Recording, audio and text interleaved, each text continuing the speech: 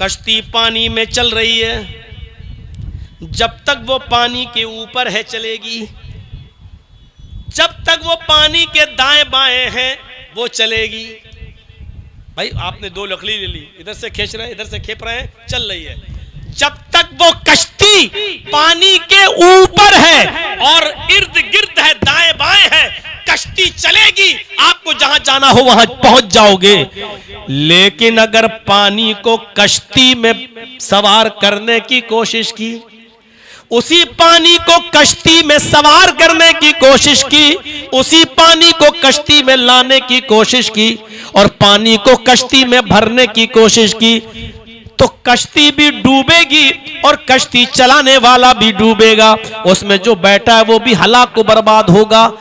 मेरे भाइयों, बस इसी तरीके से दुनिया है, ये इंसान है, इसको दुनिया की जरूरत है जैसे कश्ती को पानी की जरूरत है। लेकिन अगर पानी को कश्ती के ऊपर लाओगे तो कश्ती डूब जाएगी।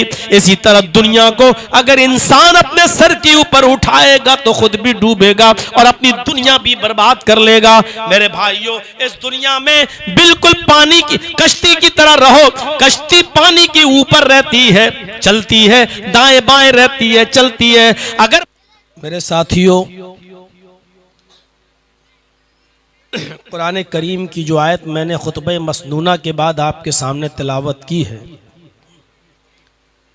उस आयत के अंदर अल्लाह तबारक व तआला ने दुनिया की चीजों को और दुनिया के ऐशो आराम को और दुनिया के आसाइशो आराम की चीजों को धोखे का सामान कहा है।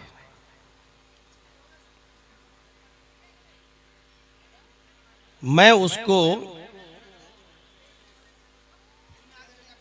मिसालों से समझा सकता हूं। कोई चीज है जो दूर से बड़ी खूबसूरत लगती है, लेकिन करीब से अगर देखा जाए तो बहुत ही घिनौनी और बहुत ही घटिया वो होती है। आज का ये मॉडर्न जमाना है, मोबाइलों से गुफ्तगू हो जाती है, शादी के रिश्ते भी मोबाइल से तय हो जाते हैं। और अब तो ये होता है कि जो पहले होता था कि लड़के वाले लड़की के घर जाते थे और लड़की को देखते थे, अब तो वो कहते हैं कि आप फोटो भेज दीजिए व्हाट्सएप पर, हम यहीं से देख लेते हैं और फैसला कर लेते हैं कि रिश्ता भाई हमें करना या नहीं करना। अब फोटो में लड़के का हो या लड़की का, वो फोटो कितना खूबसूरत आता है, या बदसूरत लड़के को या लड़की को भी बड़ा खूबसूरत बनाया भी जा सकता है। ऐसे ऐसे सॉफ्टवेयर आ चुके। अब किसी लड़की ने फोटो भेजा फिल्टर लगाकर, देखने में थी वो काली कलूटी, भले ही कोयले जैसी, लेकिन फिल्टर से जब उसने फोटो को बनाया और आपको भेज दिया, आप धोखे में आ गए। माशाअल्लाह, बड़ी खूबसूरत है हमारी मंगेतर या जिससे हमारा रिश्ता हो रहा है, और जब शादी हुई उससे और वो घर आई आपके, तो आपको एक दिन पता ही नहीं चल सका, मेकअप की हुई थी, और जब दूसरे दिन उसने नहाया धोया मेकअप हटा, तब आपको पता चला कि अरे मेरे साथ तो धोखा हुआ है, फोटो में बड़ी खूबसूरत दिखाई गई और हकीकत ये है इसकी। तो दूर से कोई चीज बड़ी खूबसूरत नजर आती है, लेकिन हकीकत यह है कि जब उसको पास से देखा जाए तो वो बहुत ही ज्यादा कबीह और बदसूरत और खराब होती है। इसी को कहते धोखे में डालना या नजरों का धोखा। कभी आप बंबई जाएं और जुहू चौपाटी घूमने जाएं तो जुहू चौपाटी आने से पहले, समंदर के आने से पहले 1 या 1.5-2 किलोमीटर की दूरी से आप देखेंगे तो समंदर के इर्द गिर्द भी जो बालू है, जो रेत पड़ी हुई है, वो भी आपको पानी नजर आएगा। दूर से आपको पानी नजर आएगा, समंदर नजर आएगा। लेकिन जब आप उसके करीब जाएंगे, उसके पास पहुंचेंगे, तब पता चलेगा कि ये पानी नहीं है, ये तो रेत है। पानी तो अभी और दूर पे है। दूर से जो चीज पानी नजर आ रही थी आपको, करीब जाकर आपने देखा तो वो बालू थी, रेत। पंखा इधर करो, कीड़े आ रहे हैं लोग, कितना तो 1-2 मुंह में चला गया। तो आप अंदाजा लगा सकते हैं कि दूर से कोई चीज बड़ी खूबसूरत नजर आती है, लेकिन करीब से जाने के बाद देखो तो वो चीज बड़ी बदसूरत होती है, कभी होती है। अल्लाह ने यही मिसाल दुनिया की दी है। वमा हाज़िहिल हयातुद दुनिया इल्ला मताउल गुरूर। दुनिया की जिंदगी तो महज धोखे का सामान है। दुनिया की जिंदगी महज धोखे का सामान। ये दुनिया बड़ी खूबसूरत नजर आती है। इस दुनिया की रमक, चमक और दमक बहुत अच्छी लगती है। हर इंसान चाहता है कि हम एयर कंडीशन की हवा में सोएं। हर आदमी चाहता है कि मेरे बच्चों के पास दुख और तकलीफ नाम की कोई चीज ना आए। हर शख्स चाहता है कि मेरे घर में फ्रिज हो और उसका ठंडा पानी मैं पीऊं। हर शख्स चाहता है कि हमारे पास गर्म कपड़े हों, हम उनको पहने सर्दियों में। और इन चीजों के लिए वो बहुत कुछ करता है, यहां तक कि इन चीजों के हुसूल के लिए वो ये भी नहीं देखता कि हम जो काम कर रहे हैं, जो बिजनेस कर रहे हैं, जो तिजारत कर रहे हैं, जो कारोबार कर रहे हैं, वो जायज है या नाजायज है, वो ये भी नहीं देखता।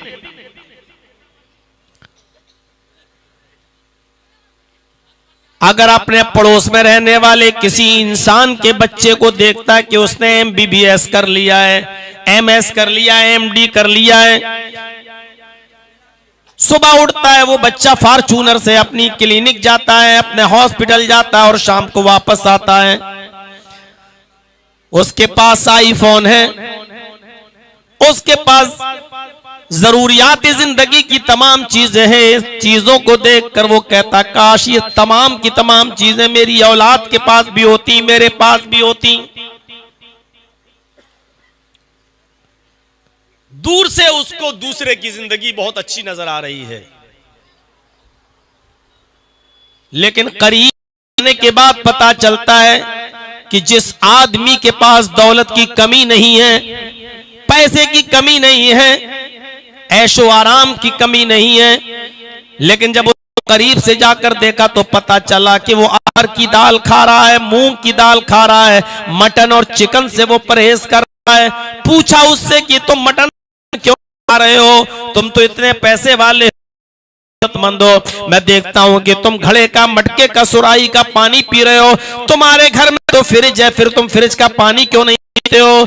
उसने कहा फ्रिज के ठंडे पानी को पीने से डॉक्टर ने मना कर दिया है, चिकन और मटन खाने से, तली हुई और तेल की चीजें खाने से ने हमें मना कर रखा है। हमें ये प्रॉब्लम है, कोलेस्ट्रॉल बढ़ा हुआ है, हमें शुगर है, हमें ये दुनिया भर की उसने तमाम बीमारियां गिना दी। दूर से इस आदमी की दौलत, इस आदमी की जिंदगी बड़ी चमकीली नजर आ रही थी, बड़ी रमक दमक और चमक उसमें नजर आ रही थी। इस आदमी के ऐशो आराम की सारी चीजें घर में मौजूद थी, लेकिन वो एसी में नहीं लेटा हुआ था। वो सिर्फ पंखा चला कर लेटा है। पूछा एसी में क्यों नहीं लेटते हो? कहने लगा कि मुझे दमे की बीमारी है, मुझे सांस की बीमारी है, मुझे दमे का मर्ज है, मुझे सांस का मर्ज है। डॉक्टर ने ठंडे से मना कर दिया है। दूर से बहुत अच्छी नजर आती है, लेकिन करीब से जाकर देखोगे तो ये धोखे का सामान है।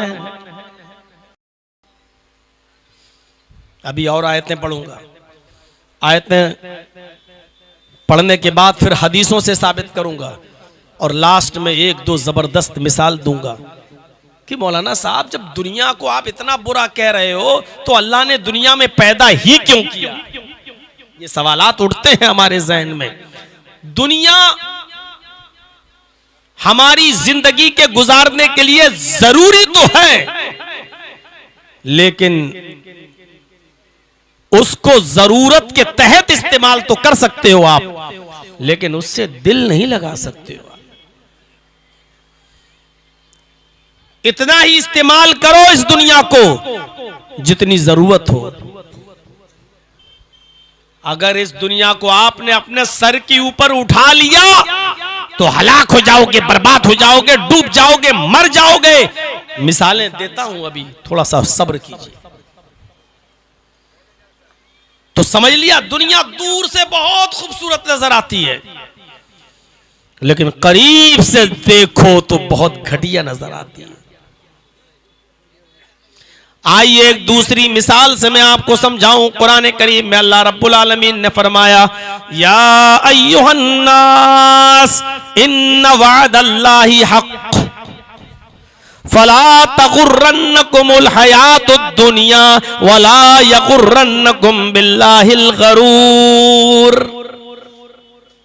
यहां अल्लाह तबारक व तआला ने दुनिया की मिसाल कैसे दी है? आए लोगों, अल्लाह का वादा बरहक है।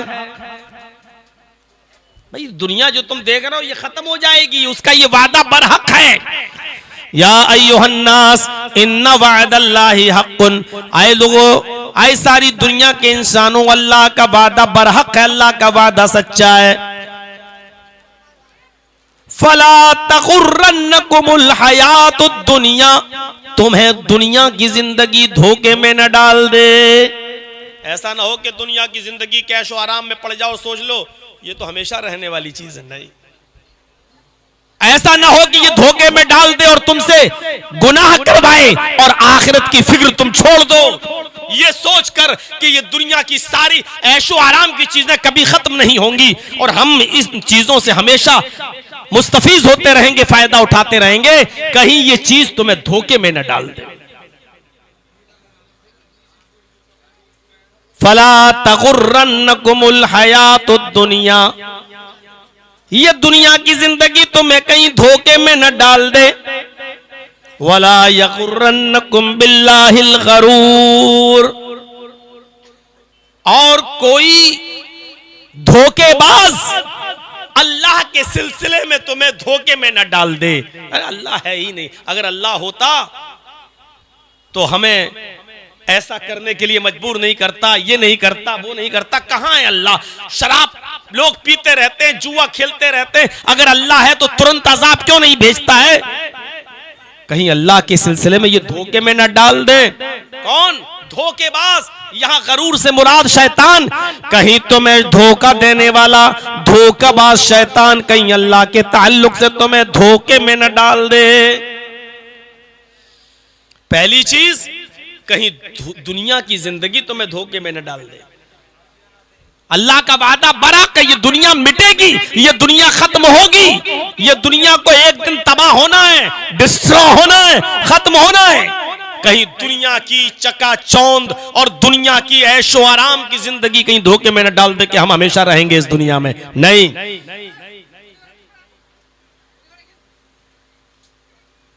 आप लोग यहां क्यों खड़े हो भाई? यहां खड़े होगे तो पीछे वाले तो शोर करेंगे ना।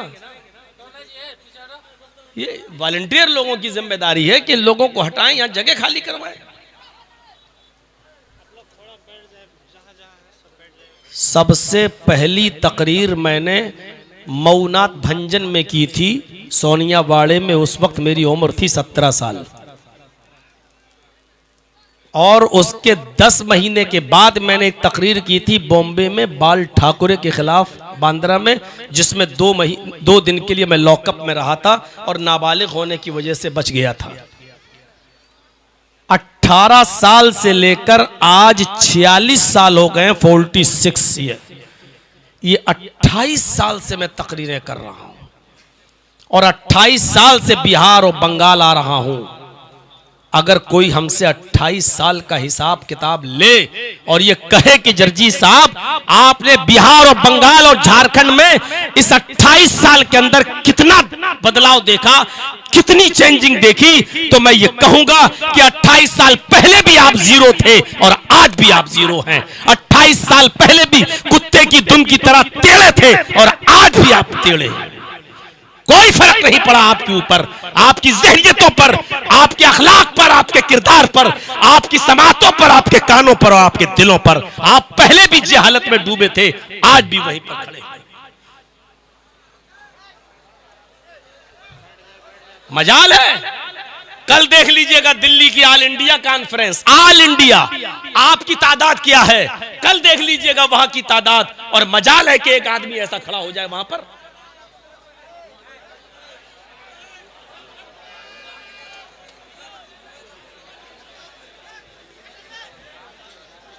सूरत देखिए आप,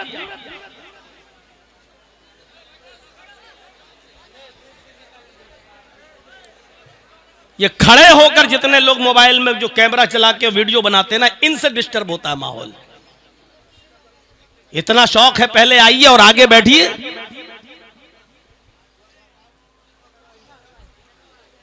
तो सुनिए मेरे भाइयों, थोड़ा सा आप लोग तो कम से कम सुनने आए हैं, आप तो सुनिए। इनको तो मैंने कह दिया जो कहना था। घर जाने के बाद ये सोचेंगे कि किसको कुत्ते की दुम कहा था, घर जाके सोचेंगे ये। तो सोचिए, सुनिए मेरे भाइयों। पहली चीज बताई कि दुनिया की जिंदगी धोखे में न डाल दे, और दूसरी चीज बताई कि शैतान अल्लाह के सिलसिले में धोखे में न डाल दे। पता नहीं अल्लाह है कि नहीं है। तो पहली चीज दुनिया को फना होना है, और दूसरी चीज यह है कि अल्लाह की जात बरहक है और अल्लाह का वादा भी बरहक है कि ये दुनिया मिटेगी, ये दुनिया तबाह होगी, ये दुनिया खत्म होगी। तो जो चीज खत्म होने वाली हो उससे दिल नहीं लगाया जाता। जो चीज खत्म होने वाली हो उसको सिर्फ जरूरत के तहत इस्तेमाल किया जाता है, उसके लिए सब कुछ दांव पे नहीं लगाया जाता है। 2 आयतें पढ़ दी, अब सुनिए। कुरान कहता है दुनिया को जरूरत के तहत इस्तेमाल करो। दुनिया में अच्छाइयां भी हैं और दुनिया में बुराइयां भी हैं। अच्छाइयां क्या है कि उसको जरूरत के तहत इस्तेमाल करो। मना नहीं किया आपके घर फ्रिज नहीं होना चाहिए, हो। मना नहीं है कि आपके घर एयर कंडीशन ना हो, होना चाहिए, ठीक है। लेकिन इन चीजों को आप इस्तेमाल कैसे करो? बगैर दुनिया के हम और आप अधूरे हैं, इसलिए दुनिया की जरूरत तो पड़ेगी, और बगैर दुनिया के हम और आप जिंदा रह भी नहीं सकते हैं। इसीलिए अल्लाह रब्बुल आलमीन ने फरमाया जब तुम दुनिया में रहते हो तो दुनिया की अच्छाइयां और दुनिया की भलाइयां तलब करो। अल्लाह से दुआ सिखलाई कि तुम ये दुआ मांगते रहा करो, रब्बना आतिना फिद दुनिया हसनतन व फिल आखिरती हसनतन व क़िना अज़ाबन्नार। रब्बना आतिना फिद दुनिया हसनतन व फिल आखिरती हसनतन व क़िना अज़ाबन्नार। आए हमारे रब, तू दुनिया में हमें हसना, खैर और भलाइयां तू हमें अता फरमा। देखिए ये नहीं कहा दुनिया छोड़ दो, ये नहीं कहा कि बीवी छोड़ो, बच्चे छोड़ो, घर छोड़ो, मकान छोड़ो और जंगल में चले जाओ।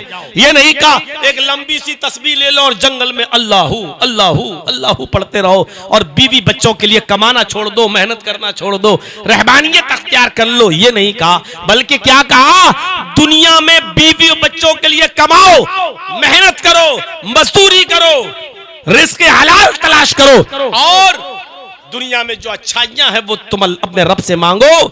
रब्बना आतिना फिद दुनिया हसनतन व फिल आखिरति हसनतन व क़िना अज़ाबन नार।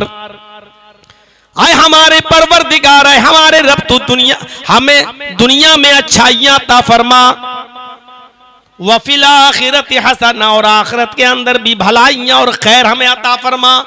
आखिरत में भी तो दो चीजें हैं, एक जन्नत और एक जहन्नम। तो दुनिया की भी बुराइयों से बचो और आखिरत की भी बुराई से, जहन्नम से अल्लाह की पनाह मांगो, नजात मांगो और ये कहो कि अल्लाह आखिरत की भी भलाइयां अता फरमा। वक़िना अज़ाबन नार, और जहन्नम के अजाब से, दोज़ख के अजाब से हमें बचा ले, हमारी हिफाजत फरमा। ये अल्लाह रब्बुल आलमीन ने एक दुआ सिखलाई है।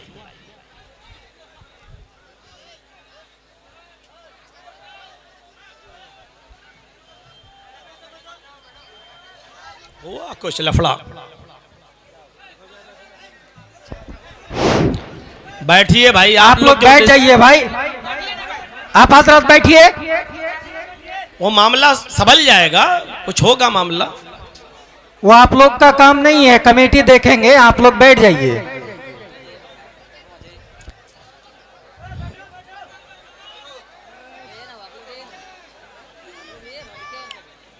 आप लोग थोड़ा सुकून बना लीजिए, इस तरीके से करेंगे तो अभी हमारा भी टाइम हो जाएगा चले जाने का, तो आप कुछ सुन भी नहीं पाएंगे। थोड़ी देर बैठ जाइए, सुन लीजिए। अभी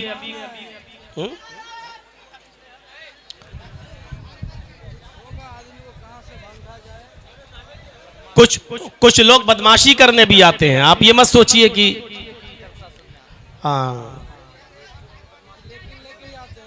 कुछ लोग ऐसा भी होते हैं जो आपके जलसे को सिर्फ खराब करना चाहते हैं और कुछ नहीं होता है। आप बैठिए, खामोश हो जाइए।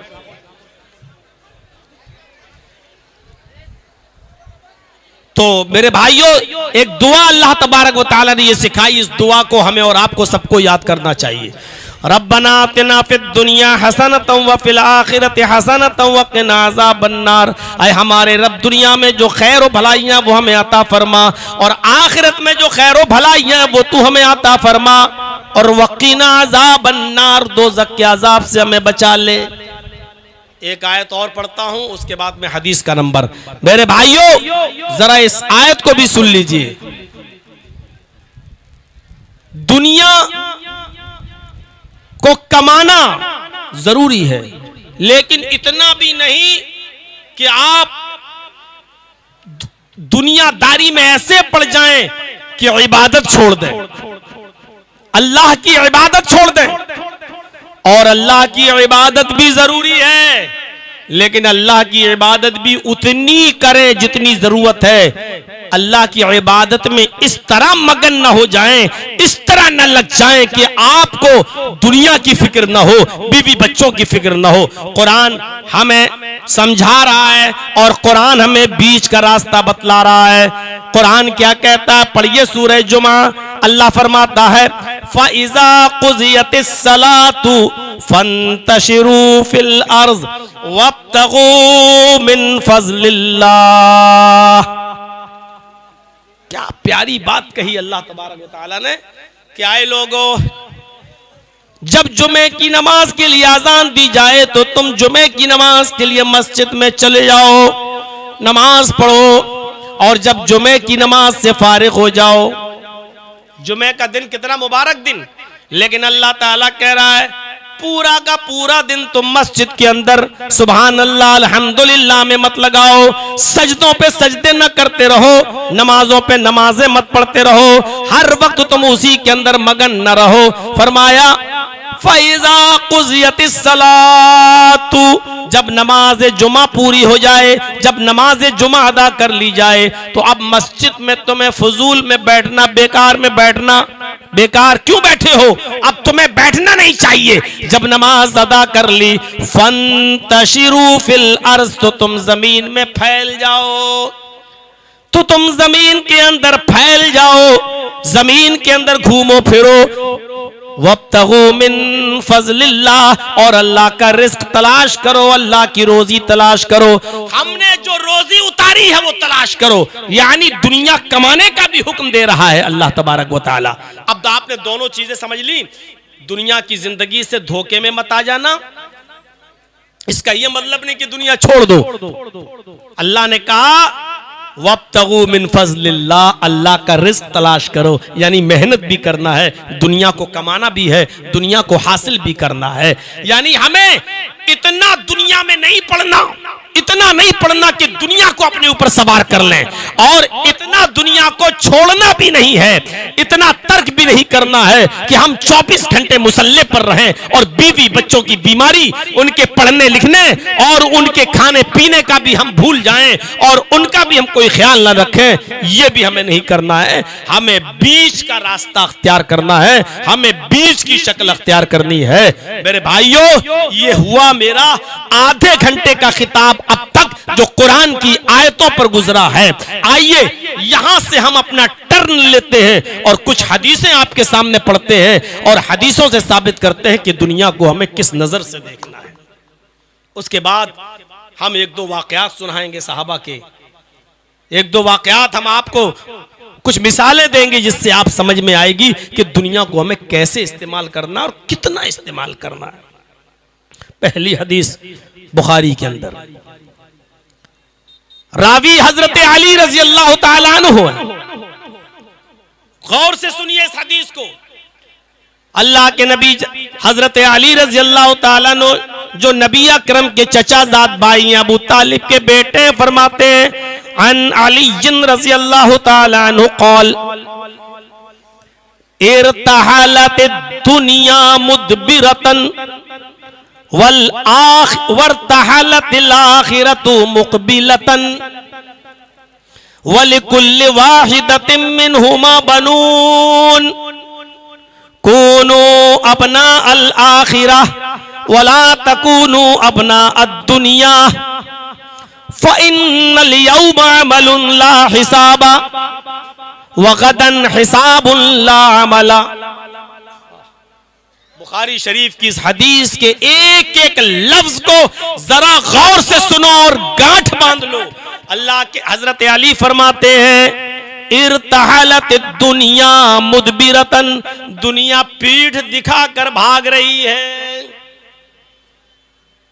आपके दोस्त होते हैं ना, आप कहते भाई अगर तुम हमसे इतनी दोस्ती करोगे तो मैं इतनी करूंगा, तुम मुझसे इतना भागोगे तो मैं तुमसे इतना भागूंगा। जो आपकी शक्ल देखना गवारा न करता हो, ऐसी आपको देखा पीठ घुमा के उधर भागने लगा, तो आप उसके पीछे जाएंगे, आप कहेंगे भाग। जब तू हमें कुछ नहीं समझता तो हमें क्या पागल कुत्ते ने काटा जो तेरे पीछे पीछे फिरूं। गौर करो दुनिया की हैसियत। अल्लाह के हजरत अली कहते हैं इरतहलत दुनिया मुदबिरतन, अरे दुनिया तो पीठ दिखाकर भाग रही है तुमसे। अच्छा नहीं भाग रही। कल आप कितने साल के थे? 20 साल के। 5 साल के बाद जर्जीत साहब आपकी बस्ती में अगर आए हैं तो आज कितने साल के हो गए हो आप? 25 साल के। ये 5 साल आप की उम्र जो बढ़ गई, तो इसका मतलब क्या हुआ? ये 5 साल दुनिया आपने आपको पीछे छोड़ दिया। अब आप आखिरत के करीब हो गए। दुनिया तो आपसे भाग रही है और जो आपसे भाग रहा है आप उसके पीछे पीछे भाग रहे हैं। इरतहलत दुनिया मुदबिरतन, दुनिया पीठ दिखा रही है आपको, दुनिया पीठ दिखाकर भाग रही है आपसे। वरतहलतिल आखिरतु मुक़बिलतन, और आखिरत सामने की तरफ आ रही है, तुम्हारे आगे आ रही है। भैया आप लोगों को ज्यादा गर्मी लग रही है क्या? यार कितना कीड़ा यहाँ आ रहा है, या तो ये बंद कर दो, फिर हम अंधेरे में बोल लेंगे, फिर आप कहेंगे लेडीज में शक्ल नहीं दिखाई दे रही है। भाई हमें कोई मतलब नहीं पंखे से, लेकिन कीड़ा इतना गिर रहा है कि बर्दाश्त से बाहर है। मैं आपको बता नहीं सकता हूं कि 2-3 कितना हलक के अंदर जा चुका है। क्या करें, अब इसमें आवाज जा रही है, ये भी बड़ी प्रॉब्लम है। ये थोड़ा सा पीछे कर सकते हैं, इधर थोड़ा उधर करते हैं तो आवाज कम आएगी।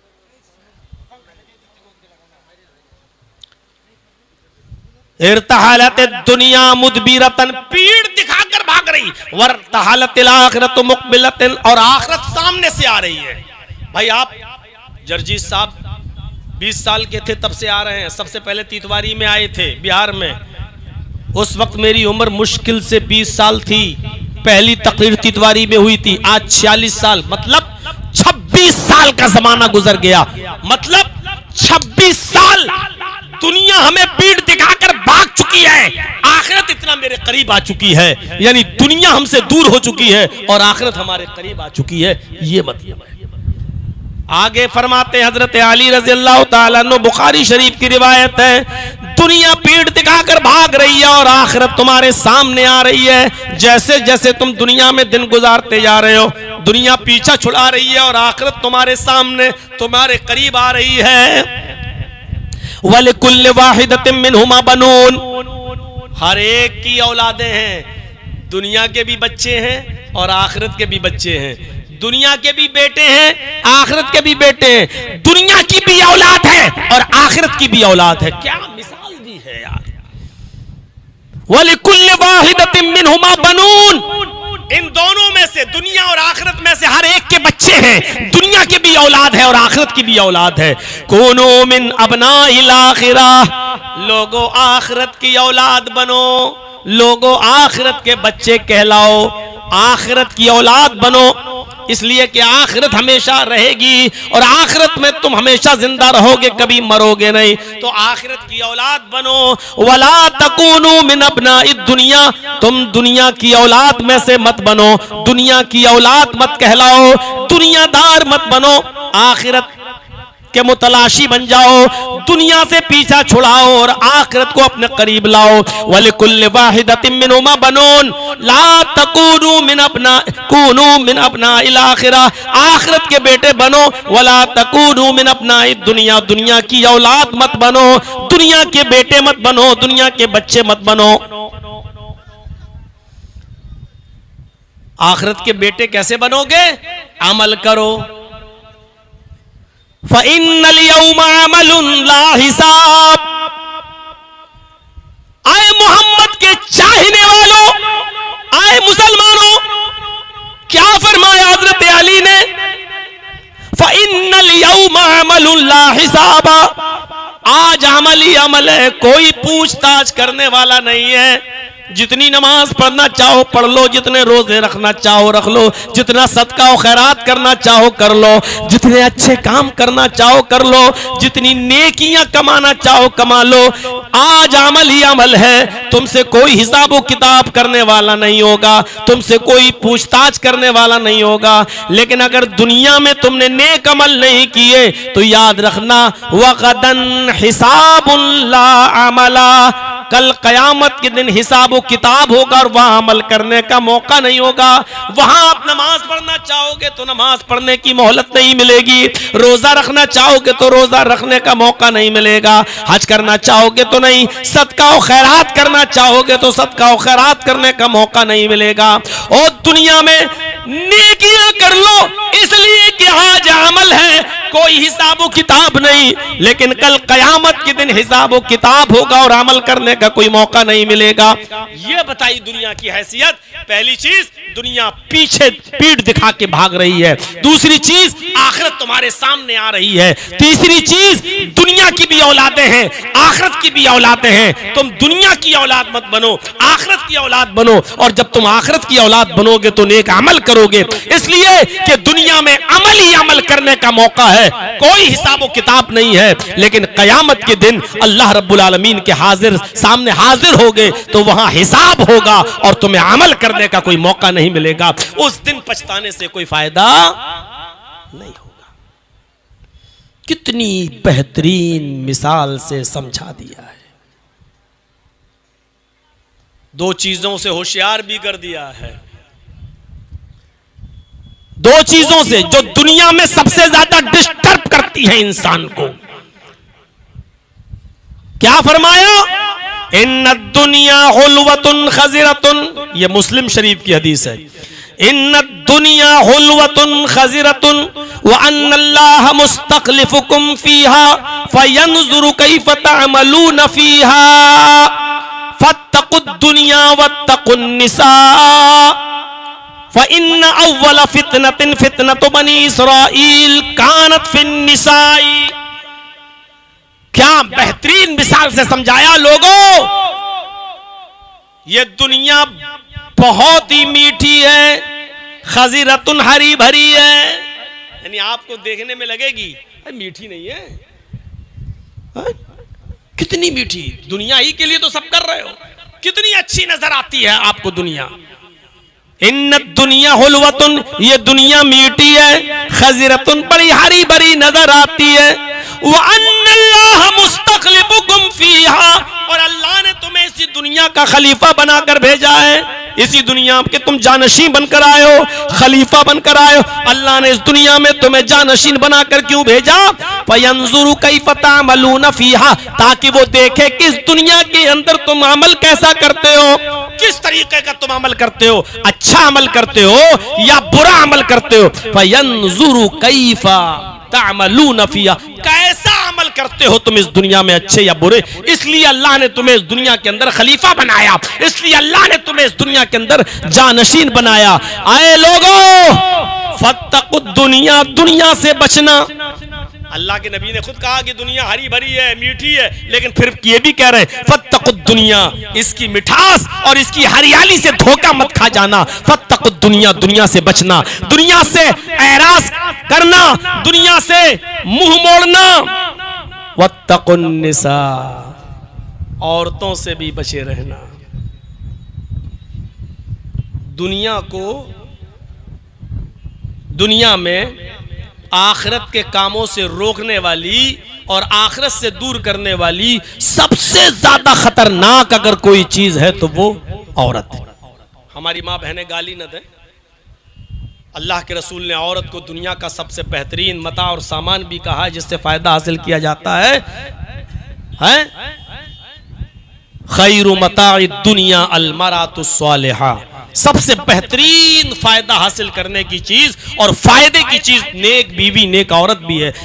औरतों को ये नहीं सोचना चाहिए कि जर्जी साहब औरतों को क्या कह रहे हैं। फत्तकुद दुनिया वत्तकुन निसा, किन औरतों से बचना? फितना परवर औरतों से।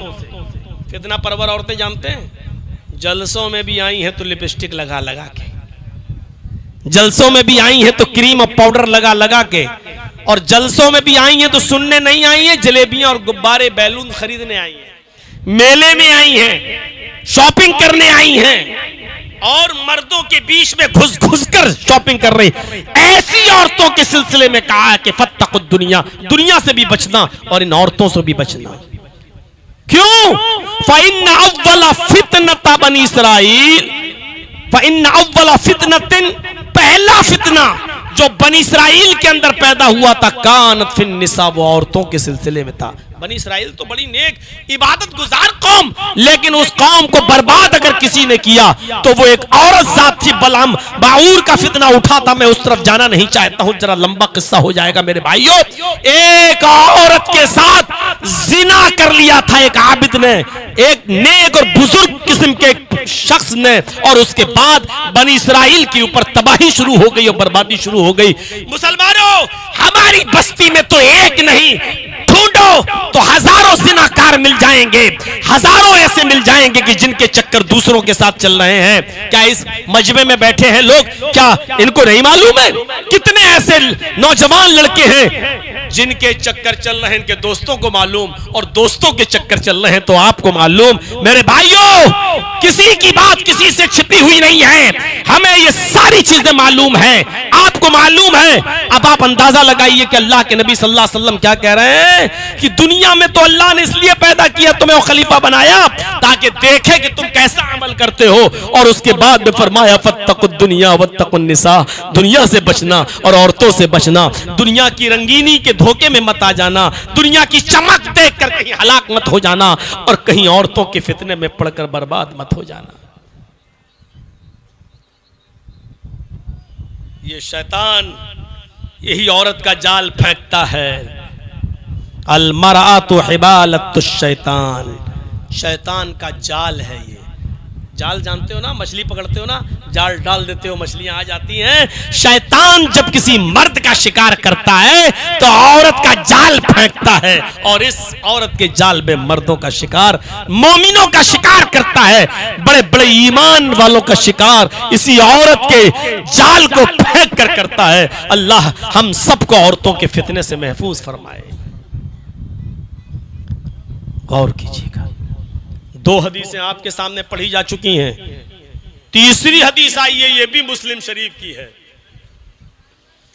तीसरी हदीस पर गौर कीजिएगा, दुनिया मोमिन के लिए कैसी है और काफिर के लिए कैसी है। अगर आप मोमिन हैं तो ऐशो आराम का रास्ता छोड़ दो। अद दुनिया सिजनुल मोमिन व जन्नतुल काफिर, ये दुनिया मोमिन के लिए जेल खाना है और काफिर के लिए जन्नत है। अरे दुनिया के ऐशो आराम की चीजें तो काफिरों के लिए हैं, मोमिनों के लिए तो अल्लाह के नबी ने कहा कि दुनिया जेल खाना है। जेल से मिसाल क्यों दी है? क्योंकि जेल खाने में कोई भी काम आप अपनी मर्जी से नहीं कर सकते हो। आप अपनी मर्जी से सो नहीं सकते, आपको जेल के मैनुअल के हिसाब से सोना पड़ेगा, जेल के मैनुअल के हिसाब से उठना पड़ेगा, जेल के मैनुअल के हिसाब से खाना पड़ेगा, जेल के मैनुअल के हिसाब से आपको नहाना पड़ेगा। आपकी अपनी कोई मर्जी को दखल नहीं होता है, और जेल की जिंदगी मुझसे ज्यादा बेहतर कौन जानता होगा। मेरे भाइयों जरा तसव्वुर कीजिए, जेल खाना कहाँ है दुनिया को मोमिन के लिए। यानी आए मुसलमानों, जिस तरह जेल के अंदर इंसान अपनी मर्जी का मालिक नहीं होता, जेल मैनुअल के हिसाब से चलता है, तुम भी इस दुनिया में अपनी मर्जी के मालिक नहीं हो। जो चाहो खाओ, जो चाहो पियो, जो चाहो पहनो, जब चाहो तब सो जाओ, जब चाहो तब उठो। नहीं नहीं, तुम्हें तब उठना है जब तुम्हें तुम्हारा नबी जनाब मोहम्मद रसूलुल्लाह तुमसे उठने को कहे। फरमाया अस्सलातु खैरुम मिनन नौम, इसलिए फजर में कहा जाता है कि जिस नींद की अंगड़ाई तुम ले रहे हो और बड़े आराम से सो रहे हो, इस नींद से बेहतर नमाज है। अब तुम्हारा नबी तुम्हें उठा रहा है, अब हुक्म दे रहा है कि उठो, अब यह वक्त है अल्लाह की इबादत करने का। तुम्हें नींद बहुत प्यारी है, लेकिन नींद से भी प्यारी और महबूब चीज नमाज है। उठ और नींद की कुर्बानी दे। मोमिन होगा तो जेल खाने की जिंदगी समझते हुए कि हमें अपनी मर्जी से नहीं सोना है, अब मेरा रब मुझे उठा रहा है तो उठना होगा, फौरन उठेगा, ठंडे पानी से वुजू बनाएगा और मस्जिद की तरफ आ जाएगा। जेल के मैनुअल के हिसाब से तुम्हें चलना पड़ता है जब आप जेल में होते हैं। दुनिया में आपको अल्लाह के कानून के मुताबिक चलना होगा। अब तुम जो चाहो खाओ नहीं, जब चाहो तब खाओ नहीं, अब आपको वही चीजें खाना होंगी जो अल्लाह ने तुम्हारे लिए हलाल की हैं, वही चीजें पीनी होंगी जो अल्लाह ने तुम्हारे लिए हलाल की हैं, वही चीजें पहननी होंगी जिन चीजों के पहनने की इजाजत अल्लाह ने दी है, नबी ने दी है। जैसे जेल में आप हर किस्म का कपड़ा नहीं पहन सकते हो, जेल का ही एक कपड़ा होता है, सजा पाने के बाद आपको वो कपड़ा दे दिया जाता है, और आपको जब अपने मुलाकातियों से मिलना होता है तो आप जेल के कपड़े में आए आएंगे और जेल के मैनुअल के हिसाब से कपड़ा पहनकर आप अपने साथियों से और रिश्तेदारों से मिलेंगे। उसी तरीके से तुम दुनिया में अपनी मर्जी से जो चाहो पहनो, नहीं पहन सकते हो, क्योंकि ये दुनिया तुम्हारे लिए जेल खाना है। वही पहनोगे जो अल्लाह ने बताया है, वही पहनोगे जो शरीयत ने बताया है, वही पहनोगे जो मैनुअल अल्लाह और रसूल ने तुम्हारे लिए तैयार किया है। ये दुनिया मोमिन के लिए जेल खाना है। जैसे जेल के अंदर अपनी मर्जी नहीं चल सकती, ऐसी दुनिया में तुम्हारी मर्जी नहीं चल सकती है। आपकी अपनी पूरी जिंदगी अल्लाह और उसके रसूल की मर्जी के मुताबिक चलेगी। यह है जेल की जिंदगी, यह है जेल खाना। वह जन्नतुल काफिर, और काफिर के लिए जन्नत है। जन्नत में कोई रोक टोक नहीं होती है ना, खाओ पियो। अरे वो आदम अलैहिस्सलातो वस्सलाम के लिए तो अल्लाह ताला ने पूरी जन्नत में आजादी दे दी थी, बस एक दरख्त के पास जाने से मना किया था कि आए आदम व हव्वा फला तक़रबा हाज़िहि शजरा, इस दरख्त के करीब मत जाना। बस एक पाबंदी लगाई थी, वरना पूरी जन्नत उनके लिए फ्री थी, जो चाहो खाओ, जहां चाहो रहो। लेकिन आदम और हव्वा से लग़्ज़िश हुई और वहां तक पहुंच गए, जिसकी पादाश में फिर दुनिया में भेजे गए। मेरे भाइयों, वरना जन्नत में तो पूरी आजादी है, जहां चाहो घूमो, जहां चाहो रहो, जो चाहो खाओ, जो चाहो पियो, कोई रोक टोक नहीं है, अपनी मर्जी के मालिक रहोगे जन्नत में। ऐसी जिंदगी दुनिया में काफिरों के लिए है, हमारे लिए नहीं है। हमारे लिए जन्नत में है, काफिरों के लिए इसी दुनिया को जन्नत बना दिया गया है। इसलिए किसी काफिर को ऐशो आराम में देखो, अपनी मनमाफिक जिंदगी गुजारते हुए देखो, तो धोखे में मत आ जाना कि जैसे ये गुजार रहा है वैसे हम भी गुजारे, जैसे इसके पास आराम की सारी चीजें वैसे हमारे पास भी होनी चाहिए। नहीं, वो काफिर है और उसके लिए दुनिया जन्नत है। हम मोमिन हैं, हमारे लिए दुनिया जेल खाना है। 3 हदीसें मैं आपके सामने रख चुका हूं। पहली हदीस, इर्तहलत दुनिया मुदबिरा, दुनिया पीठ दिखा के भाग रही है, आखिरत करीब आ रही है। पहली हदीस। दूसरी हदीस, अल्लाह रब्बुल आलमीन ने इस दुनिया के अंदर तुम्हें पैदा किया, खलीफा बनाया, जानशीन बनाया, ताकि देखे कि वो तुम कैसा अमल करते हो। दुनिया से बचना और औरत से बचना, ये 2 हदीसें। और तीसरी हदीस, दुनिया सिजनुल मोमिन व जन्नतुल काफिर, ये दुनिया मोमिन के लिए जेल खाना है और काफिर के लिए जन्नत है। आइए तीसरी हदीस के बाद चौथी हदीस आपके सामने रखते हैं। ये भी मुस्लिम शरीफ की हदीस है। अल्लाह के नबी सल्लल्लाहु अलैहि वसल्लम ने इस हदीस के अंदर एक बहुत अहम चीज की तरफ इशारा किया है। फरमाया, यहरम इब्नु आदम व यशिब्बु मिन हुस्नतान, अल हिर्सु अलल माली वल हिर्सु अलल उम्र। यहरम इब्नु आदम, इब्ने आदम, आदमी, इंसान जैसे जैसे बड़ा होता जाता है, बुढ़ापे की तरफ जाता है, बूढ़ा होता जाता है, यशिब्बु मिन हुस्नतान, उसकी 2 चीजें जवान होती जाती हैं। आदमी बूढ़ा हो रहा है, लेकिन उसकी 2 हसरतें, 2 ख्वाहिशें जवान होती जाती हैं। और आप बुढ़ों से पूछिएगा, पहली चीज अल हिर्सु अलल माल, माल का लालच बढ़ता जाता है। माल का लालच, मेरा आखिरी बेटा रह गया, ऐसी जगह शादी करूं जहां अच्छा माल मिले।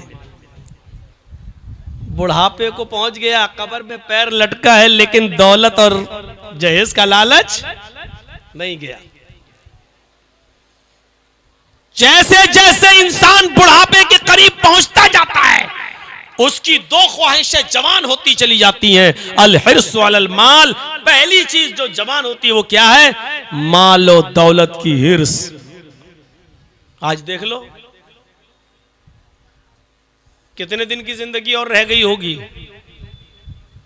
अब पूरा नाम लेके नहीं बोलूंगा, इशारे आप लोग समझते हो, लेकिन फिर भी आखिरी मर्तबा और बन जाऊं, आखिरी मर्तबा और रह जाऊं, एक मर्तबा और रह जाऊं। इंसान की उम्र बढ़ती बढ़ती जाती है, मालो दौलत का लालच भी बढ़ता जाता है। और दूसरी चीज का लालच क्या है? अल हिर्सु अलल उम्र, उम्र में भी इजाफा चाहता है। 70 साल का हो गया, अल्लाह 5 साल और जिंदगी दे दे। 75 साल का हो गया, अल्लाह एक बेटा और रह गया है, इसकी भी शादी अच्छी तरह कर दूं, अल्लाह मुझे थोड़ी सी उम्र और दे दे।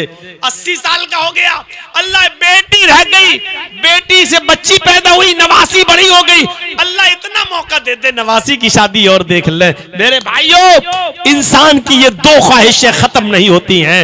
वो बूढ़ा हो जाता है लेकिन मालो दौलत की लालच और उम्र का लालच खत्म नहीं होता है। वो चाहता है कि उम्र भी बढ़ती जाए और मालो दौलत भी बढ़ती जाए। ये 4 हदीसें हमने आपके सामने रखी हैं। तो लालच बहुत बुरी चीज है मेरे भाइयों। मोमिन कहां सोचता है कि हमारी उम्र और बढ़ जाए? वो तो सोचता है कि मेरे रब से मुलाकात का वक्त कब करीब आता है। मोमिन की पहचान तो यह है कि वो खुश होता है कि रब से मुलाकात का वक्त करीब है। हजरत फातिमा को जब अल्लाह के नबी ने कहा था, फातिमा तुम सबसे पहले मुझसे मिलोगी, यानी मेरे इंतकाल के बाद मेरे खानदान में सबसे पहले तुम मेरे पास आओगी, तो हजरत फातिमा हंस दी थी, मुस्कुराने लगी थी। बताइए, मौत को करीब देखकर कौन मुस्कुराता है? अल्लाह के नबी ने कहा तुम सबसे पहले मेरे पास आओगी, तो हजरत फातिमा हंसने लगी। यानी मौत को करीब देखना और देखकर मुस्कुराना ये मोमिन की निशानी है। काफिर मौत से डरता है। अच्छा क्या होगा? ए भैया, ए तुम लोग भागो यहां से, चलो। अभी भी जिसको उड़ना हो सामने से उड़ के चले जाए। बैठ जाते हैं सामने। मौत को करीब देखता है तो लालच, मौत को करीब देखता है तो उसको खुशी होती है। ये मोमिन की अलामत है। काफिर को कहां खुशी होती है? काफिर को खुशी नहीं होती। या मुनाफिक और गुनाहगार आदमी जल्दी नहीं मरना चाहता। तो 4 हदीसें आपके सामने रख दी। दिल चाहता है कि एक हदीस और सुनाऊं आपको, और यह हदीस भी बहुत प्यारी हदीस है। जरा इस हदीस के एक एक लफ्ज को सुनिए। तिरमिजी शरीफ की रिवायत है, अब्वाबुज़ ज़ुहद के अल्फाज हैं। अल्लाह के नबी सल्लल्लाहु अलैहि वसल्लम ने फरमाया, लौ कानत दुनिया तादिलु इंदल्लाहि जनाह बऊज़तिम मा सका काफिरम मिनहु शरबत माइन।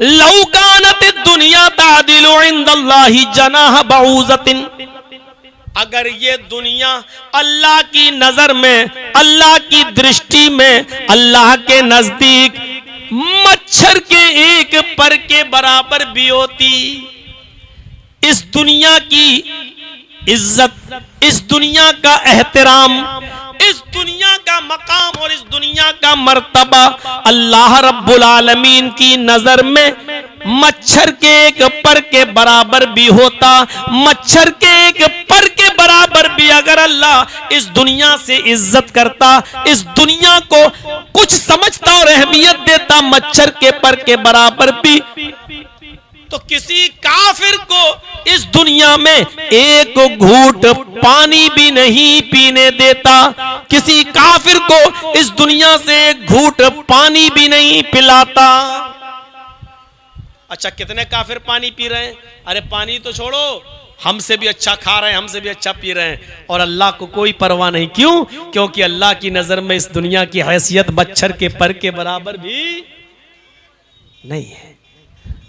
कैसा लग रहा है यार, सोचो, मच्छर के पर के बराबर। एक मच्छर ये उड़ रहे हैं ना, इनका पर दिखाई नहीं दे रहा है, ये मच्छर का पर भी अल्लाह इतनी भी इस दुनिया को अहमियत नहीं देता है। अगर मच्छर के पर के बराबर भी इस दुनिया की कोई इज्जत होती अल्लाह की नजर में, तो अल्लाह किसी काफिर को पानी भी नहीं पीता। हट, इस दुनिया के अंदर मेरे बनाई और तू पानी, मेरा किया हुआ पानी तू पिएगा, मेरा पैदा किया हुआ पानी तू पिएगा। अरे खाना तो बहुत दूर की बात, नेमतें तो बहुत दूर की बात, किसी को एक घूंट पानी भी नहीं पीने देता, लेकिन अल्लाह सारी नेमतों को इजाजत देता कि जाओ खाओ पियो, जो करना चाहो करो। जाओगे कहां? आओगे तो मेरे ही पास। जाओगे कहां? लौट के तो मेरे ही पास आना है तुम्हें, भाग कर जाओगे कहां? मेरे प्यारे भाइयों, यहीं से हमें और आपको अंदाजा लगा लेना चाहिए कि इस दुनिया की हैसियत अल्लाह रब्बुल आलमीन की नजर में मच्छर के पर के बराबर भी नहीं है, वरना किसी काफिर को एक घूंट पानी भी नहीं पीने देता। ये तो हो गई अल्लाह की नजर में, दुनिया की हैसियत मच्छर के पर के बराबर भी नहीं। अब नबी अकरम की नजर में, मुहम्मदुर रसूलुल्लाह की नजर में दुनिया की हैसियत क्या थी, जरा उसको भी देख लो, जरा उसको भी देख लो। तिरमिजी अब्वाबुज़्ज़ुहद के अल्फाज, नाम रसूलुल्लाह सल्लल्लाहु अलैहि वसल्लम अला हसीरिन वक़द अस्सरा फी जंबिही। हजरत अब्दुल्लाह इब्न मसूद फरमाते हैं कि अल्लाह के नबी सल्लल्लाहु अलैहि वसल्लम चटाई पर सो रहे थे, चटाई पर सो रहे थे। नाम रसूलुल्लाह सल्लल्लाहु अलैहि वसल्लम अला हसीरिन, अल्लाह के नबी सल्लल्लाहु अलैहि वसल्लम चटाई पर सो रहे थे। जब उठे, जब बेदार हुए, जब आंख खुली, वक़द अस्सरा फी जंबिही, तो ये जो होता है ना, ऐसे सो रहे थे ऐसे, तो जब उठे तो यहां चटाई के निशान पड़ गए। कभी आप कपड़ा उतार के चटाई पर सोएंगे तो थोड़ी देर के बाद आपकी भी पीठ पर निशान पड़ जाएंगे। आप लोगों ने शुरू से लेके आखिर तक उठते उठते बैठते बीच से सब कुछ करके मूड ही नहीं बनने दिया मेरा। ये देखो, अब जब कह रहा था जाओ तब नहीं जा रहे हो, अब देखो ये आ गया, क्या करें, एक से एक सामने उठना बैठना, क्या बताएं। जब सोए तो निशान पड़ गया, निशान, वक़द अस्सरा फी जंबी, ये निशान पड़ गया। अब्दुल्लाह इब्न मसूद रज़ी अल्लाह ताला अन्हु की आंखों में आंसू आ गए। हमारे रसूल, अल्लाह का नबी, इतना बड़ा पैगंबर, पूरी दुनिया में सारी मखलूकात में सबसे अफजल, और हाल ये है कि नरम गरम बिस्तर भी नहीं है जिस पर सो सके, गद्दा भी नहीं है कि जिस पर सो सके, चटाई के ऊपर सोते हैं और चटाई पर सोते सोते आप उठते हैं तो आपकी पीठ पर निशान पड़ जाते हैं, आपकी पीठ के ऊपर निशान नुमाया होते हैं। हजरत अब्दुल्लाह इब्न मसूद फरमाते हैं, लवित्तखज़ना लका विताअन या रसूल अल्लाह। आए नौजवानों, जरा इस हदीस को थोड़ा सा कान लगा के सुनना। हजरत अब्दुल्लाह इब्न मसूद कहते हैं, अल्लाह के नबी, ये काफिर यहूदी और ईसाई तो नरम गरम बिस्तरों पर सोए और हमारा नबी चटाई पर सोए। अय अल्लाह के नबी, हमसे ये मंजर देखा नहीं जा रहा है, क्या हम आपके लिए नरम गरम बिस्तर का इंतजाम न कर दें? लवित्तखज़ना लका वितान, क्या हम आपके लिए नरम गरम बिस्तर न बिछा दें? क्या हम आपके लिए नरम गरम बिस्तर न बना दें? हमें इजाजत दीजिए, हम आपके लिए गद्दा बनाते हैं, हम आपके लिए अच्छा सा बिस्तर तैयार करते हैं जिस पर आप लेट सकें और आपकी पीठ पर निशान न पड़े। जब ये कहा कि नरम गरम बिस्तर बना देते हैं आपके लिए, तो अल्लाह के रसूल का जवाब सुनिए क्या था। अल्लाह के नबी ने जवाब दिया, माली वलिद दुनिया, अरे मुझे दुनिया से क्या मतलब। भाई नरम गरम बिस्तर पर तो सभी सोते हैं, अरे आप क्या, जर्जी साहब भी सोते हैं। कौन ऐसा है जो आज चटाइयों पे सो रहा है? लेकिन नबी अकरम के इस जवाब को सुनिए। जब अब्दुल्ला इब्न मसूद ने फरमाया, क्या हम आपके लिए नरम गरम बिस्तर का इंतजाम न करें? तो अल्लाह के नबी जवाब देते हैं, लवित्तखज़ना लका वितान, क्या हम नरम गरम बिस्तर बना दें? तो जवाब देते हैं, माली वलिद दुनिया, हमें दुनिया से क्या मतलब, हमें दुनिया से क्या सरोकार, हमें दुनिया में रहना ही कितने दिन है, हमें इस दुनिया से क्या लेना देना। मा अना फिद दुनिया इल्ला कराकिबिन इस्तज़ल्ला तहता शजरा सुम्मा राहा व तरकहा। अरे हम तो इस दुनिया में उस मुसाफिर की तरह हैं, हम तो दुनिया में उस मुसाफिर की तरह हैं जो घोड़े पर सफर कर रहा है, थक गया है। अपने घोड़े को और अपने आप को थोड़ा सा सस्ताने के लिए किसी साएदार दरख्त के नीचे अपना घोड़ा बांध देता है और वहीं पर कपड़ा बिछा कर लेट जाता है। थोड़ी देर उसने आराम किया, मुसाफिर है, उसको जिंदगी भर उस पेड़ के नीचे नहीं सोना है। मैं उस मुसाफिर की तरह हूं जो थक गया है और दरख्त के साए के नीचे लेट गया। थोड़ी देर के बाद उठा, सुम्मा राहा, फिर आराम किया और थोड़ी देर के बाद उठा, वह तारा कहा और अपना घोड़ा खोला और चल दिया, उस दरख्त को छोड़ दिया। जैसे मुसाफिर आदमी दरख्त के नीचे हमेशा नहीं सोता, अपना घर नहीं बनाता, थोड़ा आराम करता और गुजर जाता अपनी मंजिल की तरफ। ऐ लोगों, ऐ अब्दुल्ला, मैं भी एक मुसाफिर की तरह इस दुनिया में आया हूं। हमेशा इस दुनिया में नहीं रहना है, कुछ दिन आया हूं, इबादत करूंगा, अल्लाह की फरमा बरदारी करूंगा, नेक अमल करूंगा और फिर एक दिन ये दुनिया छोड़कर चला जाऊंगा। मेरे भाइयों, फिर से सुनो, माली वलिद दुनिया माना फिद दुनिया इल्ला करा कि बिनिस्तज़ल्ला तहता शजरा। मैं इस दुनिया में उस मुसाफिर की तरह हूं जो थोड़ी देर के लिए आराम किया और फिर इस दरख्त को छोड़कर चला गया। मैं भी इस दुनिया में कुछ दिनों के लिए आया हूं, थोड़ा इबादत करूंगा और फिर मैं अल्लाह के पास चला जाऊंगा। ये दुनिया छोड़कर मैं रुखसत हो जाऊंगा। दुनिया की हैसियत नबी अकरम की जिंदगी में देखी। इन तमाम हदीसों से आपको ऐसा लग रहा होगा कि जर्जी साहब ये कहना चाहते हैं कि दुनिया बिल्कुल तर्क कर दो। नहीं, मेरा मतलब बिल्कुल ये नहीं है कि आप दुनिया तर्क कर दें। अभी जो मैं मिसालें दूंगा उससे आप समझ में आएगी कि दुनिया की हैसियत और कितना इस्तेमाल करने की इजाजत है इस दुनिया को। बस मेरे प्यारे साथियों, जरा एक हदीस और सुन लो। 6 हदीसें अब तक सुना चुका हूं मैं आपको।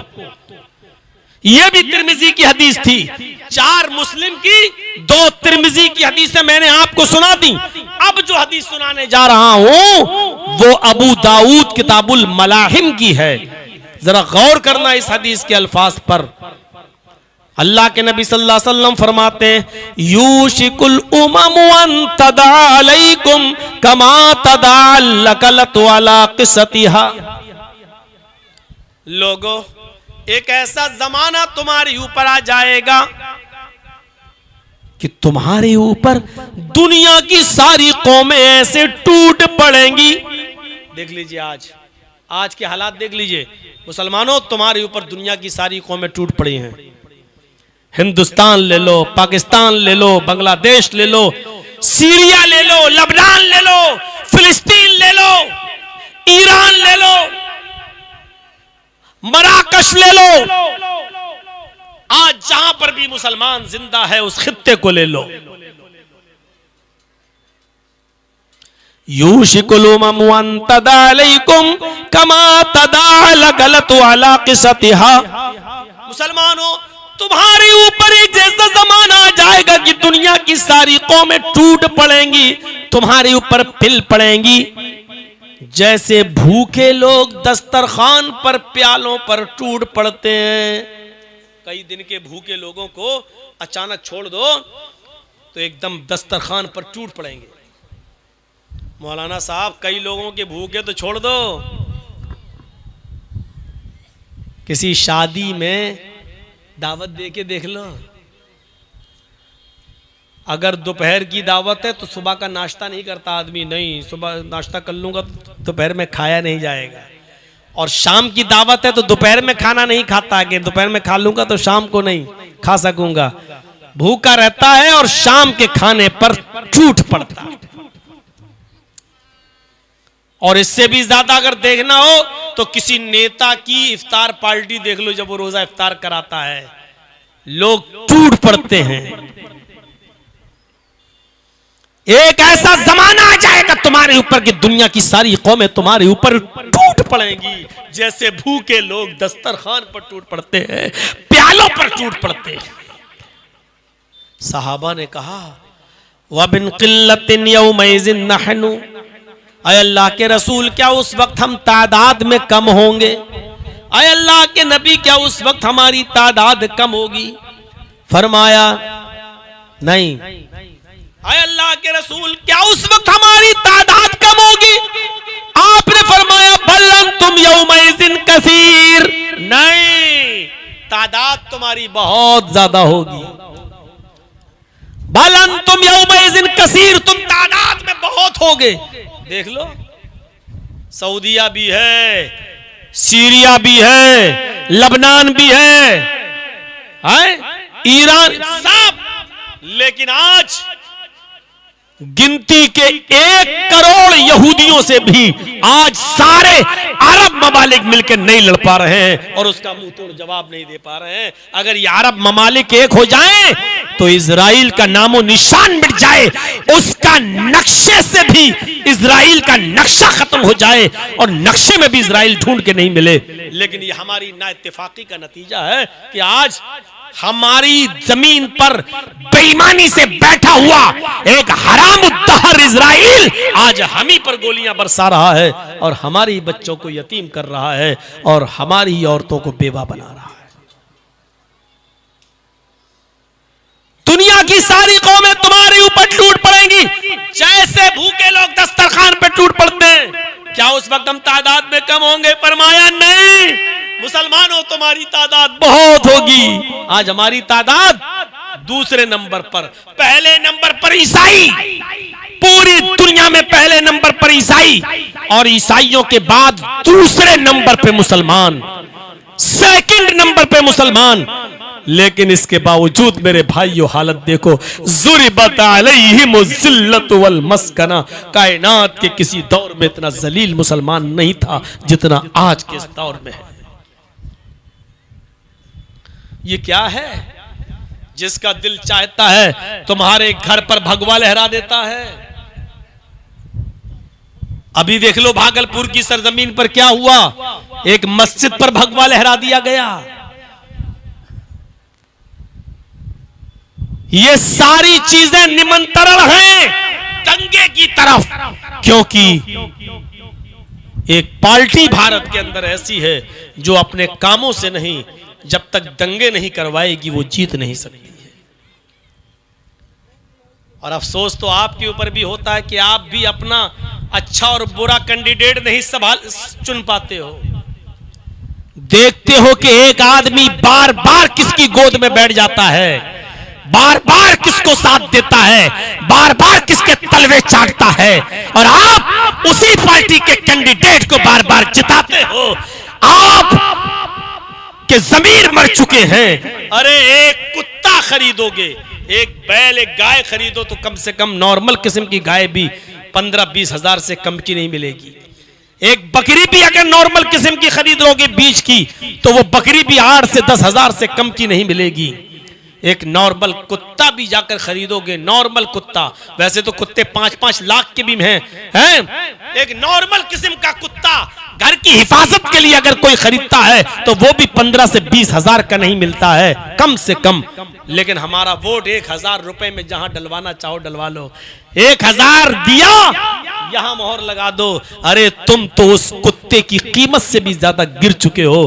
तुम्हारी हैसियत, तुम्हारी औकात ये है कि तुमसे और तुम्हारे जमीर से महंगा कुत्ता है। तुम तो उन कुत्तों से भी ज्यादा सस्ते हो जितने 1500 रुपए में तुम्हारा वोट खरीदा जा सकता है। तुम अभी तक ये ही नहीं समझ पाए हो कि हमें जाना कहां चाहिए और हमें किस तरफ रुख। हम कोई सियासी प्रचार करने नहीं आए, इसलिए नाम नहीं ले रहा हूं, बस इतना बतला रहा हूं, जो किसी के बार बार तलवे चाटता हो, बार बार उस किसी की गोद में बैठता हो और आप उसी पार्टी के कैंडिडेट को बार बार जिताते हैं, आप अभी तक पहचान ही नहीं पाए कि हमारा कौन है और गैर कौन है, या किससे हमें कम नुकसान है और किससे ज्यादा नुकसान है। ये हमारी भूल है। मेरे भाइयों, सहाबा ने पूछा कि उस वक्त हम तादाद में कम होंगे? आपने फरमाया नहीं, उस वक्त तुम्हारी तादाद बहुत ज्यादा होगी। वलाकिन्नकुम गुसाउन का गुसाइस सैल, लेकिन तुम कीड़े और मकोड़ों की तरह हो गए, कूड़ा और करकट की तरह हो गए। जैसे समंदर के अंदर समंदर की एक लहर आती है और कूड़ा करकट को बहा ले जाती है, ऐसे ही तुम्हें भी जहां चाहेंगे बहा ले जाएंगे। तुम कूड़ा और करकट की तरह हो गए, खसो खाशाक की तरह बह रहे होगे। तुम्हारा अपना कोई लीडर नहीं होगा, तुम्हारी अपनी कोई पहचान नहीं होगी, तुम्हारा अपना कोई सरदार नहीं होगा, तुम्हारे पास अपनी कोई पहचान नहीं होगी। तुम जहां चाहोगे वहां लपेटे जाओगे और जहां चाहोगे वहां पर तुम्हें इस्तेमाल किया जाएगा। जब जो चाहेगा तुम्हारे किसी भी चीज के गोश्त को, गाय का गोश्त बताकर तुम्हारी लिंचिंग कर देगा, लाठियों से मार मार के तुम्हें मार डालेगा। शिकायत मत करो, इसी लायक हो, वही सजा हमें मिल भी रही है। ये सारी चीजें हमें जिंदा करने के लिए होती हैं, लेकिन हम तो मुर्दा हैं। किसी के मर जाने से और किसी की लिंचिंग हो जाने से हमारे ऊपर क्या फर्क पड़ता है? उसकी बारी थी, वो चला गया। मुसलमानों जरा देखो, उत्तर प्रदेश के अंदर अखलाक नाम के आदमी को गाय के गोश्त के इल्जाम में मार डाला गया। अभी चंद दिन पहले उसका फैसला आया तो पता चला लेबोरेटरी में जब उस गोश्त की जांच हुई तो वो गाय का नहीं भैंस का गोश्त निकला, लेकिन वो आदमी तो मर चुका है। अब अंदाजा लगाइए कि यही हमारी हालत होना है और यही हो रही, हमारी जगह मारे जा रहे हैं। फरमाया अल्लाह के नबी सल्लल्लाहु अलैहि वसल्लम ने कि तादाद तो तुम्हारी बहुत होगी, लेकिन तुम कुछ कर नहीं पाओगे। क्यों नहीं कर पाओगे? वाला यंज़अन्नल्लाहु मिन सुदूर अदुव्विकुमुल महाबा, अल्लाह रब्बुल आलमीन काफिरों के दिलों से तुम्हारा खौफ, तुम्हारा रोब व दबदबा निकाल देगा।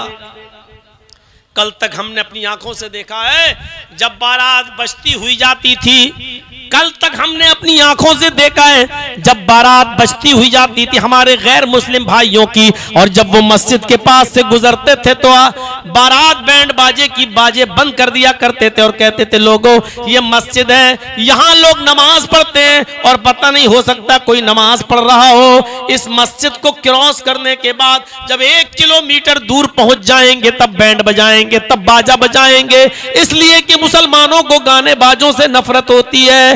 कल तक हमारी मस्जिदों का इतना एहतराम हिंदू भाई भी करते थे कि हमारी मस्जिदों के पास से गुजरते हुए बैंड बाजे भी नहीं बजाया करते थे, लेकिन आज हालात ये हैं कि हमारी मस्जिदों में ऐन नमाज के मौके पर जय श्री राम के नारे लगते हुए जाते हैं। आज हमारी मस्जिदों के पास से लाउड स्पीकर की आवाजें तेज कर दी जाती हैं, यहां तक कि गालियां मां बहन की देकर डीजे पे बजा बजा कर मुसलमानों को आहत पहुंचाई जाती है और तकलीफ दी जाती है। आज हमारी नमाजों की भी फिक्र नहीं होती है।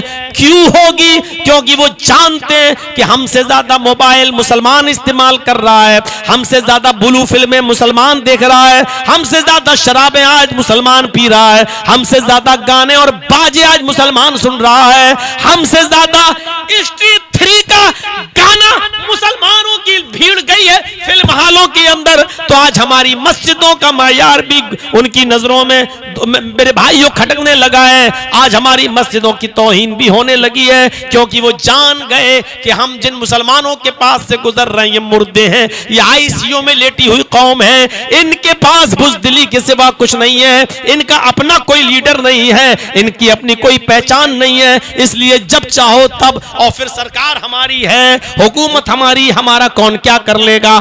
ये सारी कमजोरियों को जानते हैं ये लोग, इसलिए तुम्हारा मजाक उड़ाया जा रहा है। वला यंज़अन्नल्लाहु फी सुदूर अदुव्विकुमुल महाबा, अल्लाह रब्बुल आलमीन काफिरों के दिलों से तुम्हारा रौब, तुम्हारा दबदबा निकाल देगा। जो खौफ और दबदबा तुम्हारा बैठा हुआ वो उनके दिलों से निकल जाएगा। वला यक़ज़िफ़न्न फी क़ुलूबिकुमुल वहन, और अल्लाह ताला तुम्हारे दिलों में वहन डाल देगा, कमजोरी पैदा कर देगा। अल्लाह तुम्हारे दिलों में वहन डाल देगा। वहन क्या है? सहाबा ने पूछा वमल वहनु या रसूल अल्लाह, अय अल्लाह के नबी ये वहन क्या है, ये कमजोरी क्या है? अल्लाह के नबी सल्लल्लाहु अलैहि वसल्लम ने फरमाया हुब्बुद दुनिया व कराहियतुल मौत। ये है हदीस और दुनिया का लफ्ज, हुब्बुद दुनिया व कराहियतुल मौत। अय अल्लाह के नबी ये वहन क्या है? अल्लाह हमारे दिलों में कमजोरी डाल देगा। कैसी कमजोरी? ऐसा कब होने लगेगा?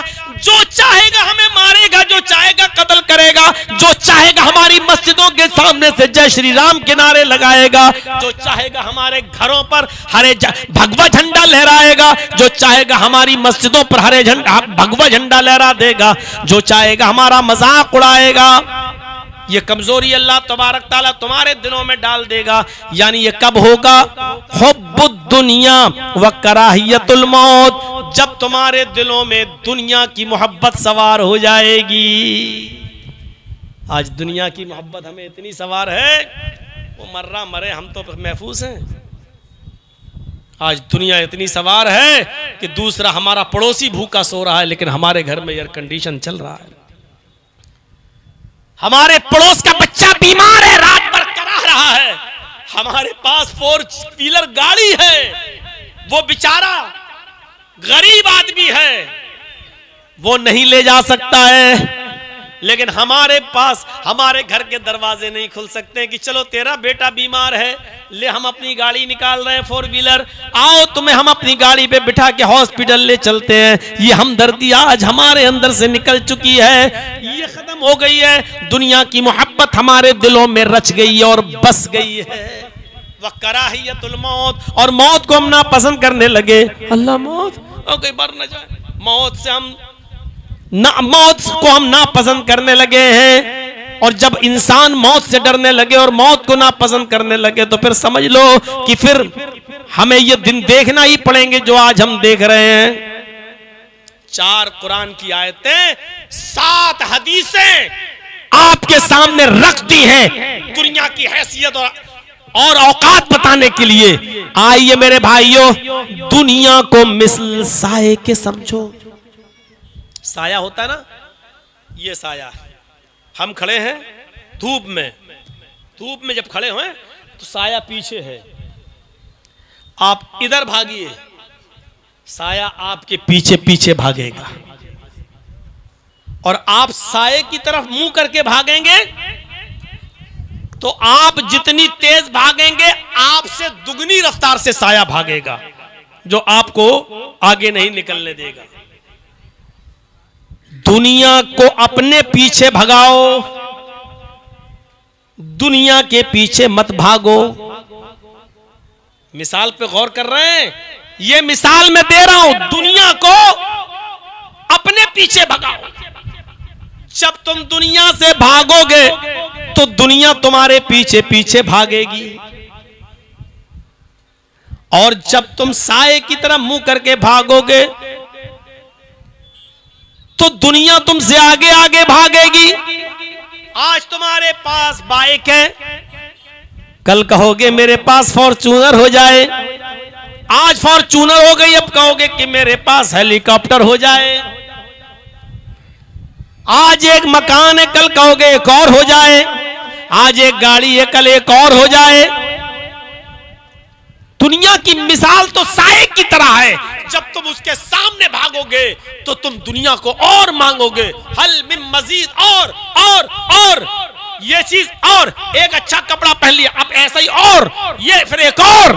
नहीं भर सकता है इब्ने आदम का पेट। लौकान अली इब्ने आदम वादियान मिन मालिन, अगर माल से, सोने और चांदी से भरे हुए इब्ने आदम के पास 2 जंगल भी हो, 2 गोदाम भी हो, 2 कमरे भी हो, तब भी इसका पेट नहीं भरेगा। लतुबगा सालिसा, ये चाहेगा कि मेरे पास तीसरा गोदाम और हो, ये चाहेगा कि मेरे पास तीसरा जंगल और हो जाए। पेट भर ही नहीं सकता एक आदमी का दुनिया का माल। अगर 2 जंगल हो तो कहेगा तीसरा और हो जाए, 3 हो तो कहेगा चौथा और हो जाए। वला यमलउ जौफ इब्न आदम इल्ला तुराब, इंसान का, आदमी का पेट मरने के बाद सिर्फ कब्र की मिट्टी ही भर सकती है। जब तक मरेगा नहीं, पेट नहीं भरेगा। अभी मैंने कहा इंसान बूढ़ा होता जाता है, लालच बढ़ता जाता है। मेरे भाइयों, अल्लाह के नबी फरमाते हैं, लीजिए ये 8वीं हदीस हो गई। अल्लाह के नबी सल्लल्लाहु अलैहि वसल्लम फरमाते हैं कि आदमी का पेट कब्र की मिट्टी ही भर सकती है, उससे पहले कोई चीज नहीं भर सकती। साए की तरह है दुनिया। अगर इसको पीछे करके भागोगे तो ये तुम्हारे पीछे पीछे भागेगी। दुनिया को अपने पीछे भगाओ, अपने से आगे मत आने दो। अगर साए की तरफ रुक करके भागोगे तो ये दुनिया कभी तुमको आगे नहीं निकलने देगी, तुमको अपने पीछे ही रखेगी और ये चाहेगी कि तुम हमारा पीछा करते रहो। आज एक घड़ी ये कल एक और हो जाए, आज एक कपड़ा कल एक और हो जाए, आज एक बाइक है कल एक गाड़ी भी हो जाए। ये तुम्हें आमादा करती रहेगी, दुनियादार बनाती रहेगी और तुम्हें दीन से दूर करती रहेगी। दुनिया की मिसाल तो वो समझना है ना, तो ऐसे समझो। देखिए दुनिया जरूरी है, उसके बगैर नहीं रह पाओगे। कैसे?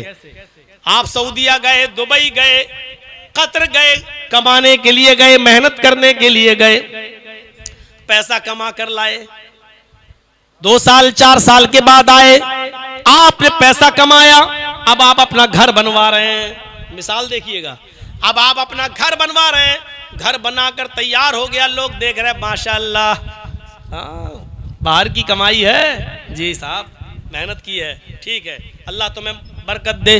घर बनकर तैयार।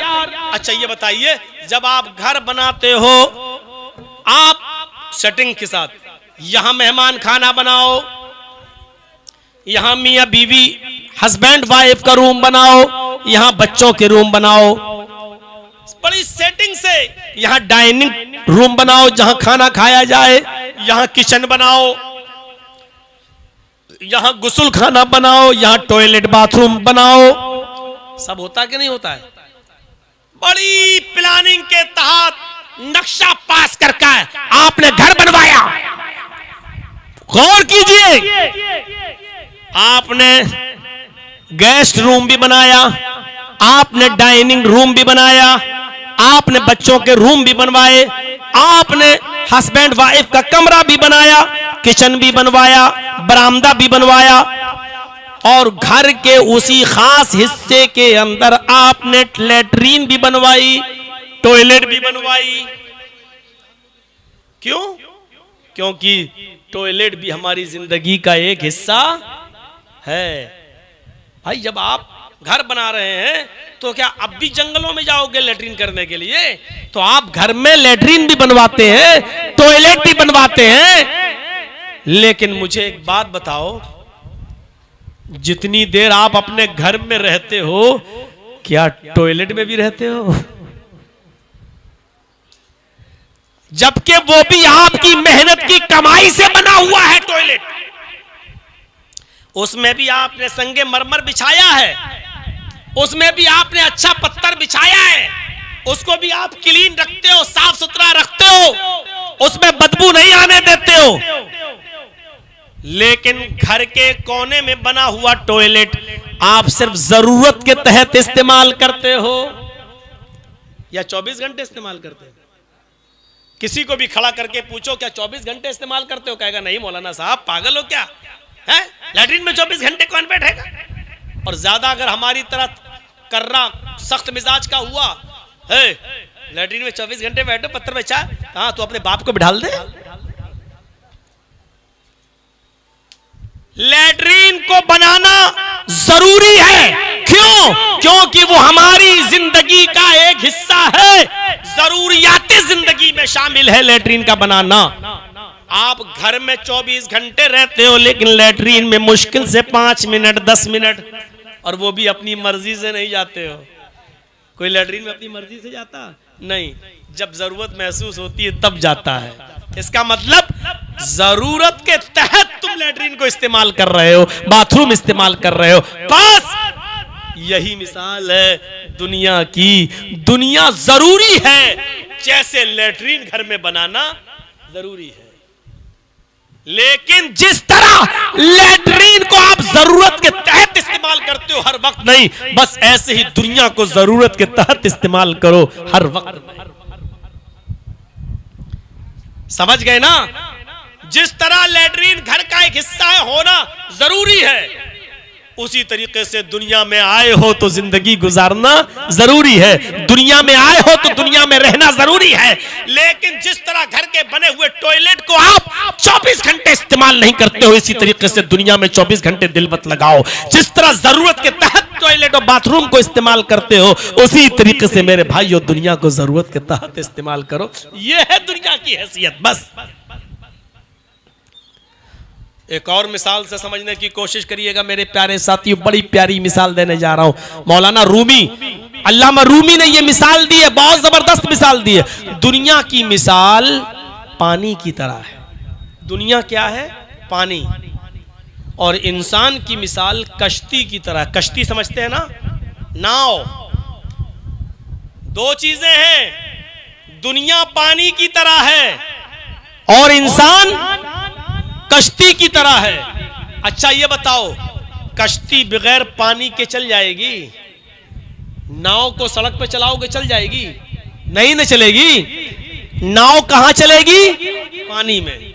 यानी नाव के लिए पानी जरूरी है, बगैर पानी के नाव नहीं चलेगी।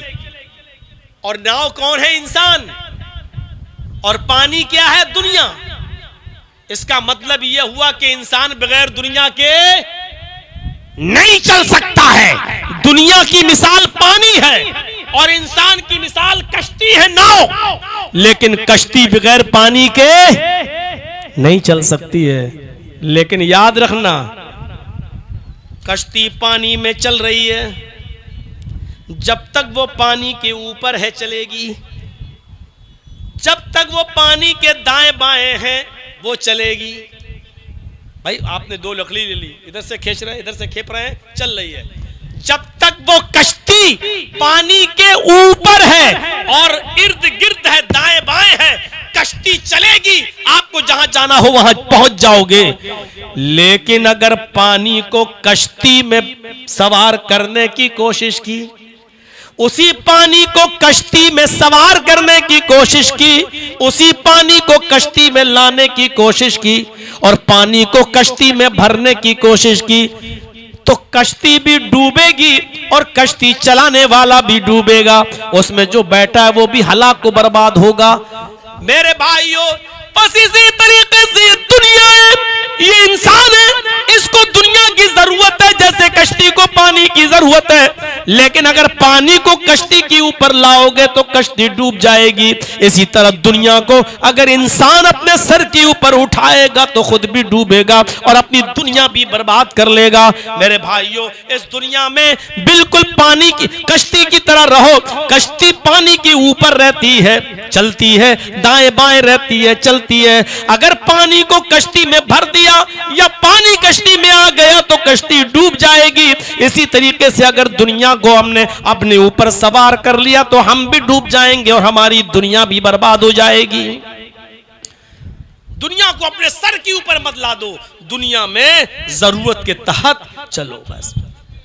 अगर आपकी बेटी का काम अगर कीपैड वाले मोबाइल से चल रहा है तो एंड्रॉयड मोबाइल देने की क्या जरूरत है? आपकी बेटी को और आपकी बहन को जिसकी अभी शादी नहीं हुई उसको व्हाट्सएप चलाने की जरूरत क्या है? अरे वो अपनी मां का फोन क्यों नहीं इस्तेमाल करती? वो अपने बाप का फोन क्यों नहीं इस्तेमाल करती? आप उसको अलग से एंड्रॉयड मोबाइल क्यों दे रहे हैं? आप दुनिया को अपने सर पर सवार कर रहे हैं। आप कश्ती के ऊपर पानी लादने की कोशिश कर रहे हैं जो बर्बाद कर देगी। मेरे भाइयों, आपकी बेटी को जेब नहीं देता कि वो व्हाट्सएप चलाए, फेसबुक चलाए, मैसेंजर चलाए। गोया कि दुनिया को आप जरूरत से ज्यादा इस्तेमाल कर रहे हैं, जबकि जरूरत के मुताबिक इस्तेमाल करना चाहिए। अंदाजा लगाइए, हजरत आयशा सिद्दीका फरमाती है कि मेरे पास एक मर्तबा छींट का कपड़ा आ गया। छींट का कपड़ा, हमारे यहाँ तो छींट का कपड़ा ही बोलते हैं, आपके यहाँ क्या बोलते हैं नहीं मालूम। हमारे पास एक खूबसूरत कहीं से छींट का कपड़ा तोहफे में आ गया, मैंने उसको संभाल के रख लिया। फरमाती हैं कि जब किसी लड़की की शादी होती थी हमारे इलाके में तो उसका भाई मेरे पास आता था और कहता था, अम्मी आयशा, जो छींट का कपड़ा तुम्हारे पास आया है वो दे दो, मैं अपनी बेटी या अपनी बहन को वो छींट का कपड़ा पहनाऊंगा, उसी में दुल्हन बनाऊंगा और मेरी बेटी या मेरी बहन उसी कपड़े में रुखसत हो जाएगी। 2 दिन के बाद वो कपड़ा मैं अपनी बहन या बेटी से लेकर मैं तुम्हें दे दूंगा। एक कपड़ा, देख रहे हैं दुनिया की। मेरे पास एक कपड़ा था छींट का, वो आया कहीं से तोहफे में, लेकिन मोहल्ले के लोग, शहर के लोग, बस्ती के लोग मेरे पास आते थे जब उनकी बहन की या बेटी की शादी होती थी, और शादी के मौके पर वो मुझसे मेरा कपड़ा ले जाते थे और उसी कपड़े में अपनी बेटी को, अपनी बहन को वो दुल्हन बनाते थे और उसी कपड़े में वो रुखसत कर दिया जाती थी। 2-3 दिन के बाद उनका भाई या उनके बाप वो कपड़ा अपनी बेटी या बहन से लेकर मुझे पहुंचा दिया करता था। ऐसा चलता रहा, लेकिन कुछ ही दिन गुजरे, लोगों तनाफसु कमा तनाफसु, फिर दुनिया ने थोड़ा सा पैर फैलाया, आज ये हाल हो गया मेरे शहर का।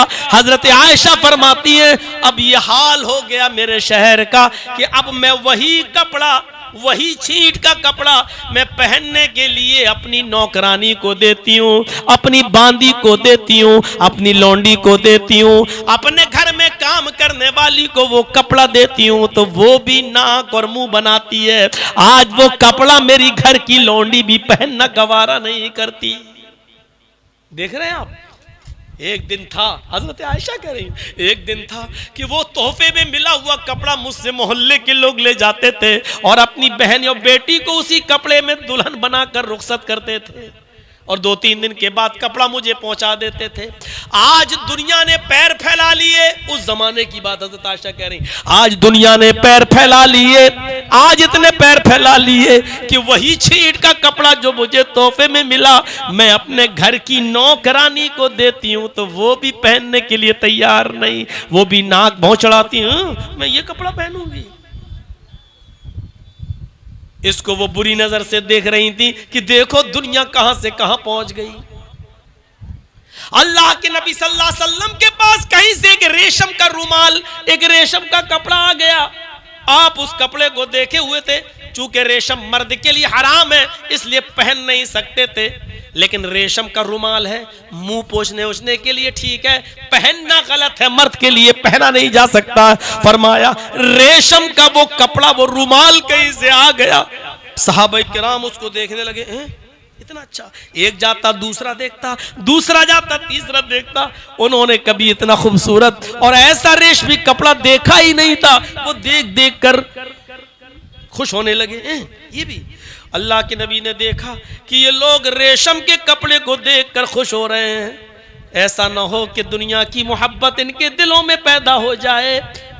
आपने फरमाया मेरे साथियों, ये रेशम का जो कपड़ा तुम देख रहे हो, लमनादिल साद, साद इब्ने साद फिल जन्नति अफजलु मिनहा।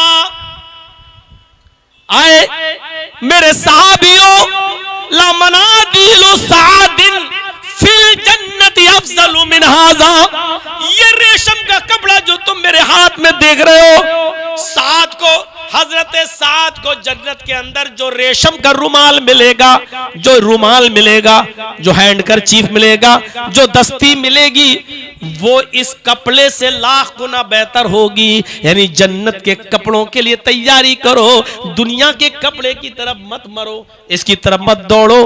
गौर कीजिए, लमनादिलो सादिन फिल जन्नती अफजलु मिन हाज़ा, हजरत साद को जन्नत में जो रुमाल मिलेगा वो इससे लाख गुना बेहतर होगा। आपने ये कहकर लोगों का रुख मोड़ दिया और लोगों को दूसरी तरफ घुमा दिया, कहीं दुनिया की मोहब्बत इनके अंदर सराहत न कर जाए।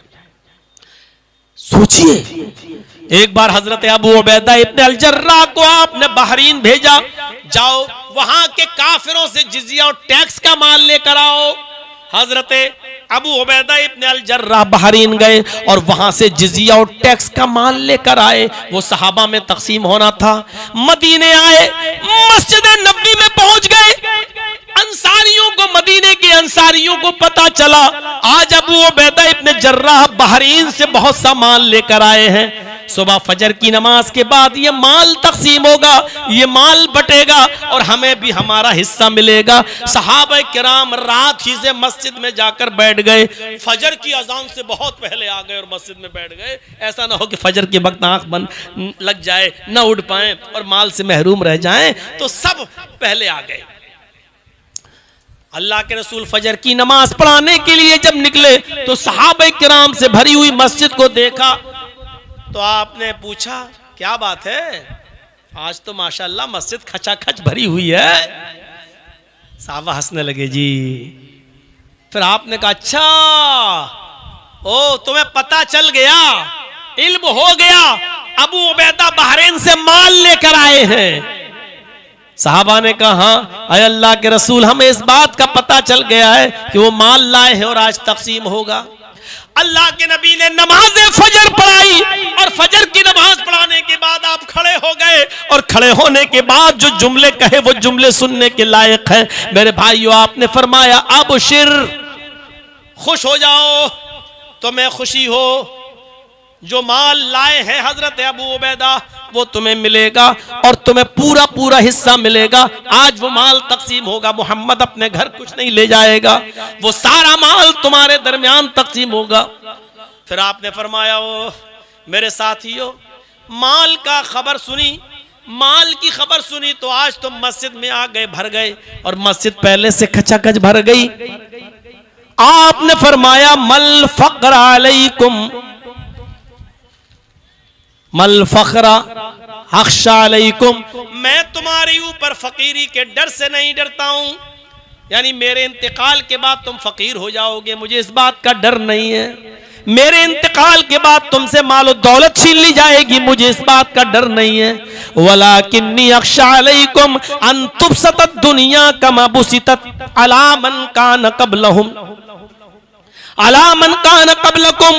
आए मेरे सहाबियों, मैं डरता हूं इस बात से कहीं ऐसा ना हो कि मेरे इंतकाल के बाद दुनिया इतनी फैला दी जाए, दुनिया इतनी फैला दी जाए, दुनिया इतनी फैला दी जाए जैसा कि तुमसे पहले के लोगों पर फैला दी गई थी, जैसा कि तुमसे पहले के लोगों पर फैला दी गई थी। तनाफसूहा कमा तनाफसूहा, फिर दुनिया को चाहने के लिए तुम रेस लगाने लगो, दुनिया हासिल करने के लिए तुम दौड़ लगाने लगो, एक दूसरे को पछाड़ने लगो और उसको गिरा कर तुम दुनिया हासिल करने के लिए एक दूसरे से आगे बढ़ने लगो। फतुहलिककुम कमा अहलकतुम, बस ये दुनिया तुम्हें हलाक न कर दे जैसा कि तुमसे पहले के लोगों को हलाक किया था। मेरे प्यारे साथियों, जरा गौर करो, अबू उबैदा इब्न अल जर्राह को अल्लाह के नबी ने मुल्क शाम का गवर्नर बनाया और ये गवर्नरी कर रहे थे। एक दिन अबू उबैदा के पास हजरत उमर शाम में जाते तो लोगों से पूछते हैं कि तुम्हारा अमीर अबू उबैदा ठीक है? लोगों ने फरमाया हाँ माशाल्लाह बहुत अच्छा। पूछा आए अबू उबैदा, आए अबू उबैदा, मुझे तुम्हारा घर देखना है, मुझे अपना घर दिखाओ, मैंने तुम्हें गवर्नर बनाया है, तुम्हारी बड़ी तारीफ लोग कर रहे हैं और तुमने बहुत तरक्की की मुल्क के शाम के अंदर, अल्लाह तुम्हें मजीद दे, मुझे बताओ तुम्हारा घर कहाँ है? हजरत अबू उबैदा इब्न अल जर्राह कहते हैं अमीरुल मोमिनीन मेरे घर में न चले तो बेहतर होगा। फरमाया नहीं मैं चलूंगा। हजरत अबू उबैदा ने कहा आय अमीरुल मोमिनीन, अगर मेरे घर जाओगे तो आपके आंखों में आंसुओं को निचोड़ने के सिवा और कुछ नहीं मिलेगा। फरमाया हजरत उमर ने आय अबू उबैदा, मुझे तुम्हारा घर देखना है तो देखना है, चलो। मुल्क शाम का गवर्नर हजरत उमर ने सोचा पूरे मुल्क में तरक्की की राह खोल दी हो जिसने, उसका घर भी अच्छा होगा। हजरत अबू उबैदा ले जाते हैं, मुल्क शाम से निकलकर जब शहर दमिश्क में पहुंचे और चमकता हुआ ये शहर क्रॉस करके जब जंगल में पहुंचे, कहा कितना दूर है? कहा अब तो आ ही गया। और थोड़ा दूर गए, फिर उमर ने पूछा कहां है? और कितना दूर? कहा अब तो आ ही गया। एक जंगल आ गया। फरमाया अरे अबू उबैदा, शहर निकल गया, मुल्क निकल गया, अब जंगल आ गया, तुम कह रहे हो का वो झोपड़ी जो दिख रही है, हाँ वही मेरा घर है। हजरत उमर ने कहा मैं अंदर जाकर देखूंगा। जब अंदर गए तो क्या देखते हैं, कच्ची जमीन है उस गवर्नर की, मुल्क शाम के गवर्नर अबू उबैदा इब्न जर्राह की कच्ची जमीन है मिट्टी की। अंदर दाखिल होते हैं तो छत पे नजर डाली, छत है ही नहीं, खजूर के पत्तों के पटी हुई छत पड़ी हुई है, खजूर के पत्ते से ढकी हुई है। हजरत उमर ने देखा इस घर में कोई किचन नहीं है, बर्तन नहीं है। फरमाया ये क्या है, घर में कुछ नहीं है, बिस्तर कहाँ तुम्हारा? हजरत अबू उबैदा ने कहा ये मुसल्ला देख रहे हो? फरमाया हाँ, ये मुसल्ला यहाँ बिछा हुआ ये देख रहा हूँ। कहा यही मुसल्ला है जिस पर मैं तहज्जुद की नमाज पढ़ता हूँ और जब नींद आती है तो इसी मुसल्ले पर सो जाता हूँ। कैसा लग रहा है? ऐशो आराम से एयर कंडीशनों में सोने वालों, जरा तसव्वुर करो, मुल्क के शाम का गवर्नर है हजरत अबू उबैदा। हजरत उमर कह रहे हैं ये मुसल्ला है, बिस्तर कहाँ है तुम्हारा? जवाब दिया बिस्तर है। कहाँ है? यही मुसल्ला, जब नमाज पढ़ना होती पढ़ लेता हूँ और जब सोना होता है तो इसी मुसल्ले पर मैं सो जाता हूँ, मुझे बिस्तर से क्या सरोकार। फरमाया अबू उबैदा खाना किस में खाते हो? बर्तन नहीं दिख रहे। फरमाया बर्तन है। कहाँ है?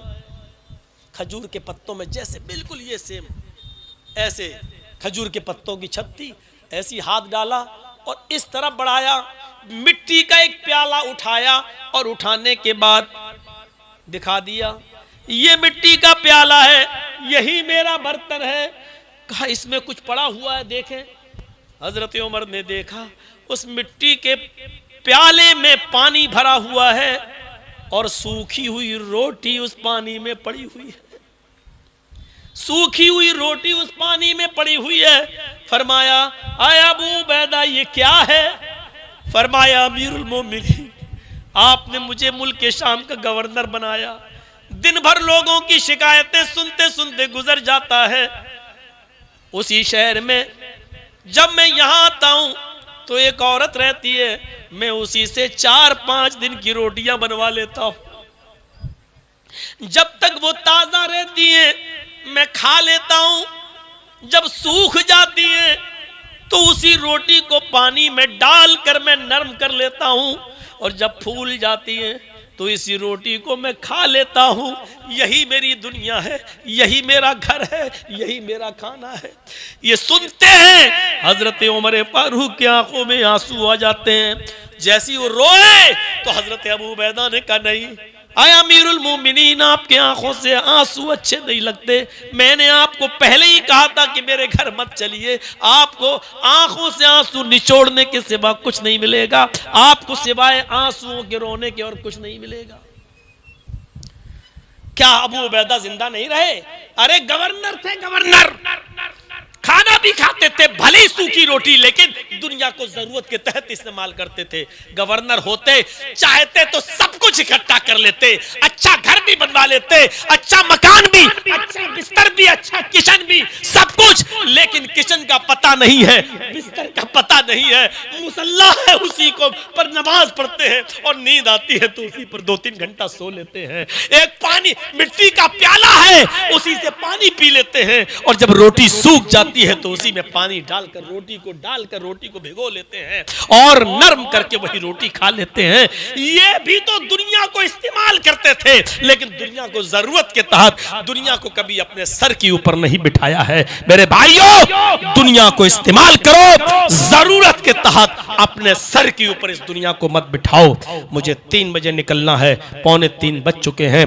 मेरे प्यारे साथियों, अल्लाह से दुआ करता हूं कि मैं अल्लाह ताला हम सबको दुनिया की हैसियत को समझने की तौफीक अता फरमाए और दुनिया को हमारे लिए जरूरत के तहत इस्तेमाल करने वाला हमें बना दे। अल्लाह दुनिया को हम सर के ऊपर न उठाएं, दुनिया को अपने पीछे दौड़ाने वाला हमें बना दे। इलाहुल आलमीन, जब तक तू हमें जिंदा रख, इस्लाम पे जिंदा रखना, और जब हमारा खात्मा हो तो ईमान पर हमारा खात्मा फरमाना। वमा अलैना इल्लल बलागुल मुबीन व आखिरु दावाना अनिल हम्दुलिल्लाहि रब्बिल आलमीन। अस्सलामु अलैकुम व रहमतुल्लाहि व बरकातुहू।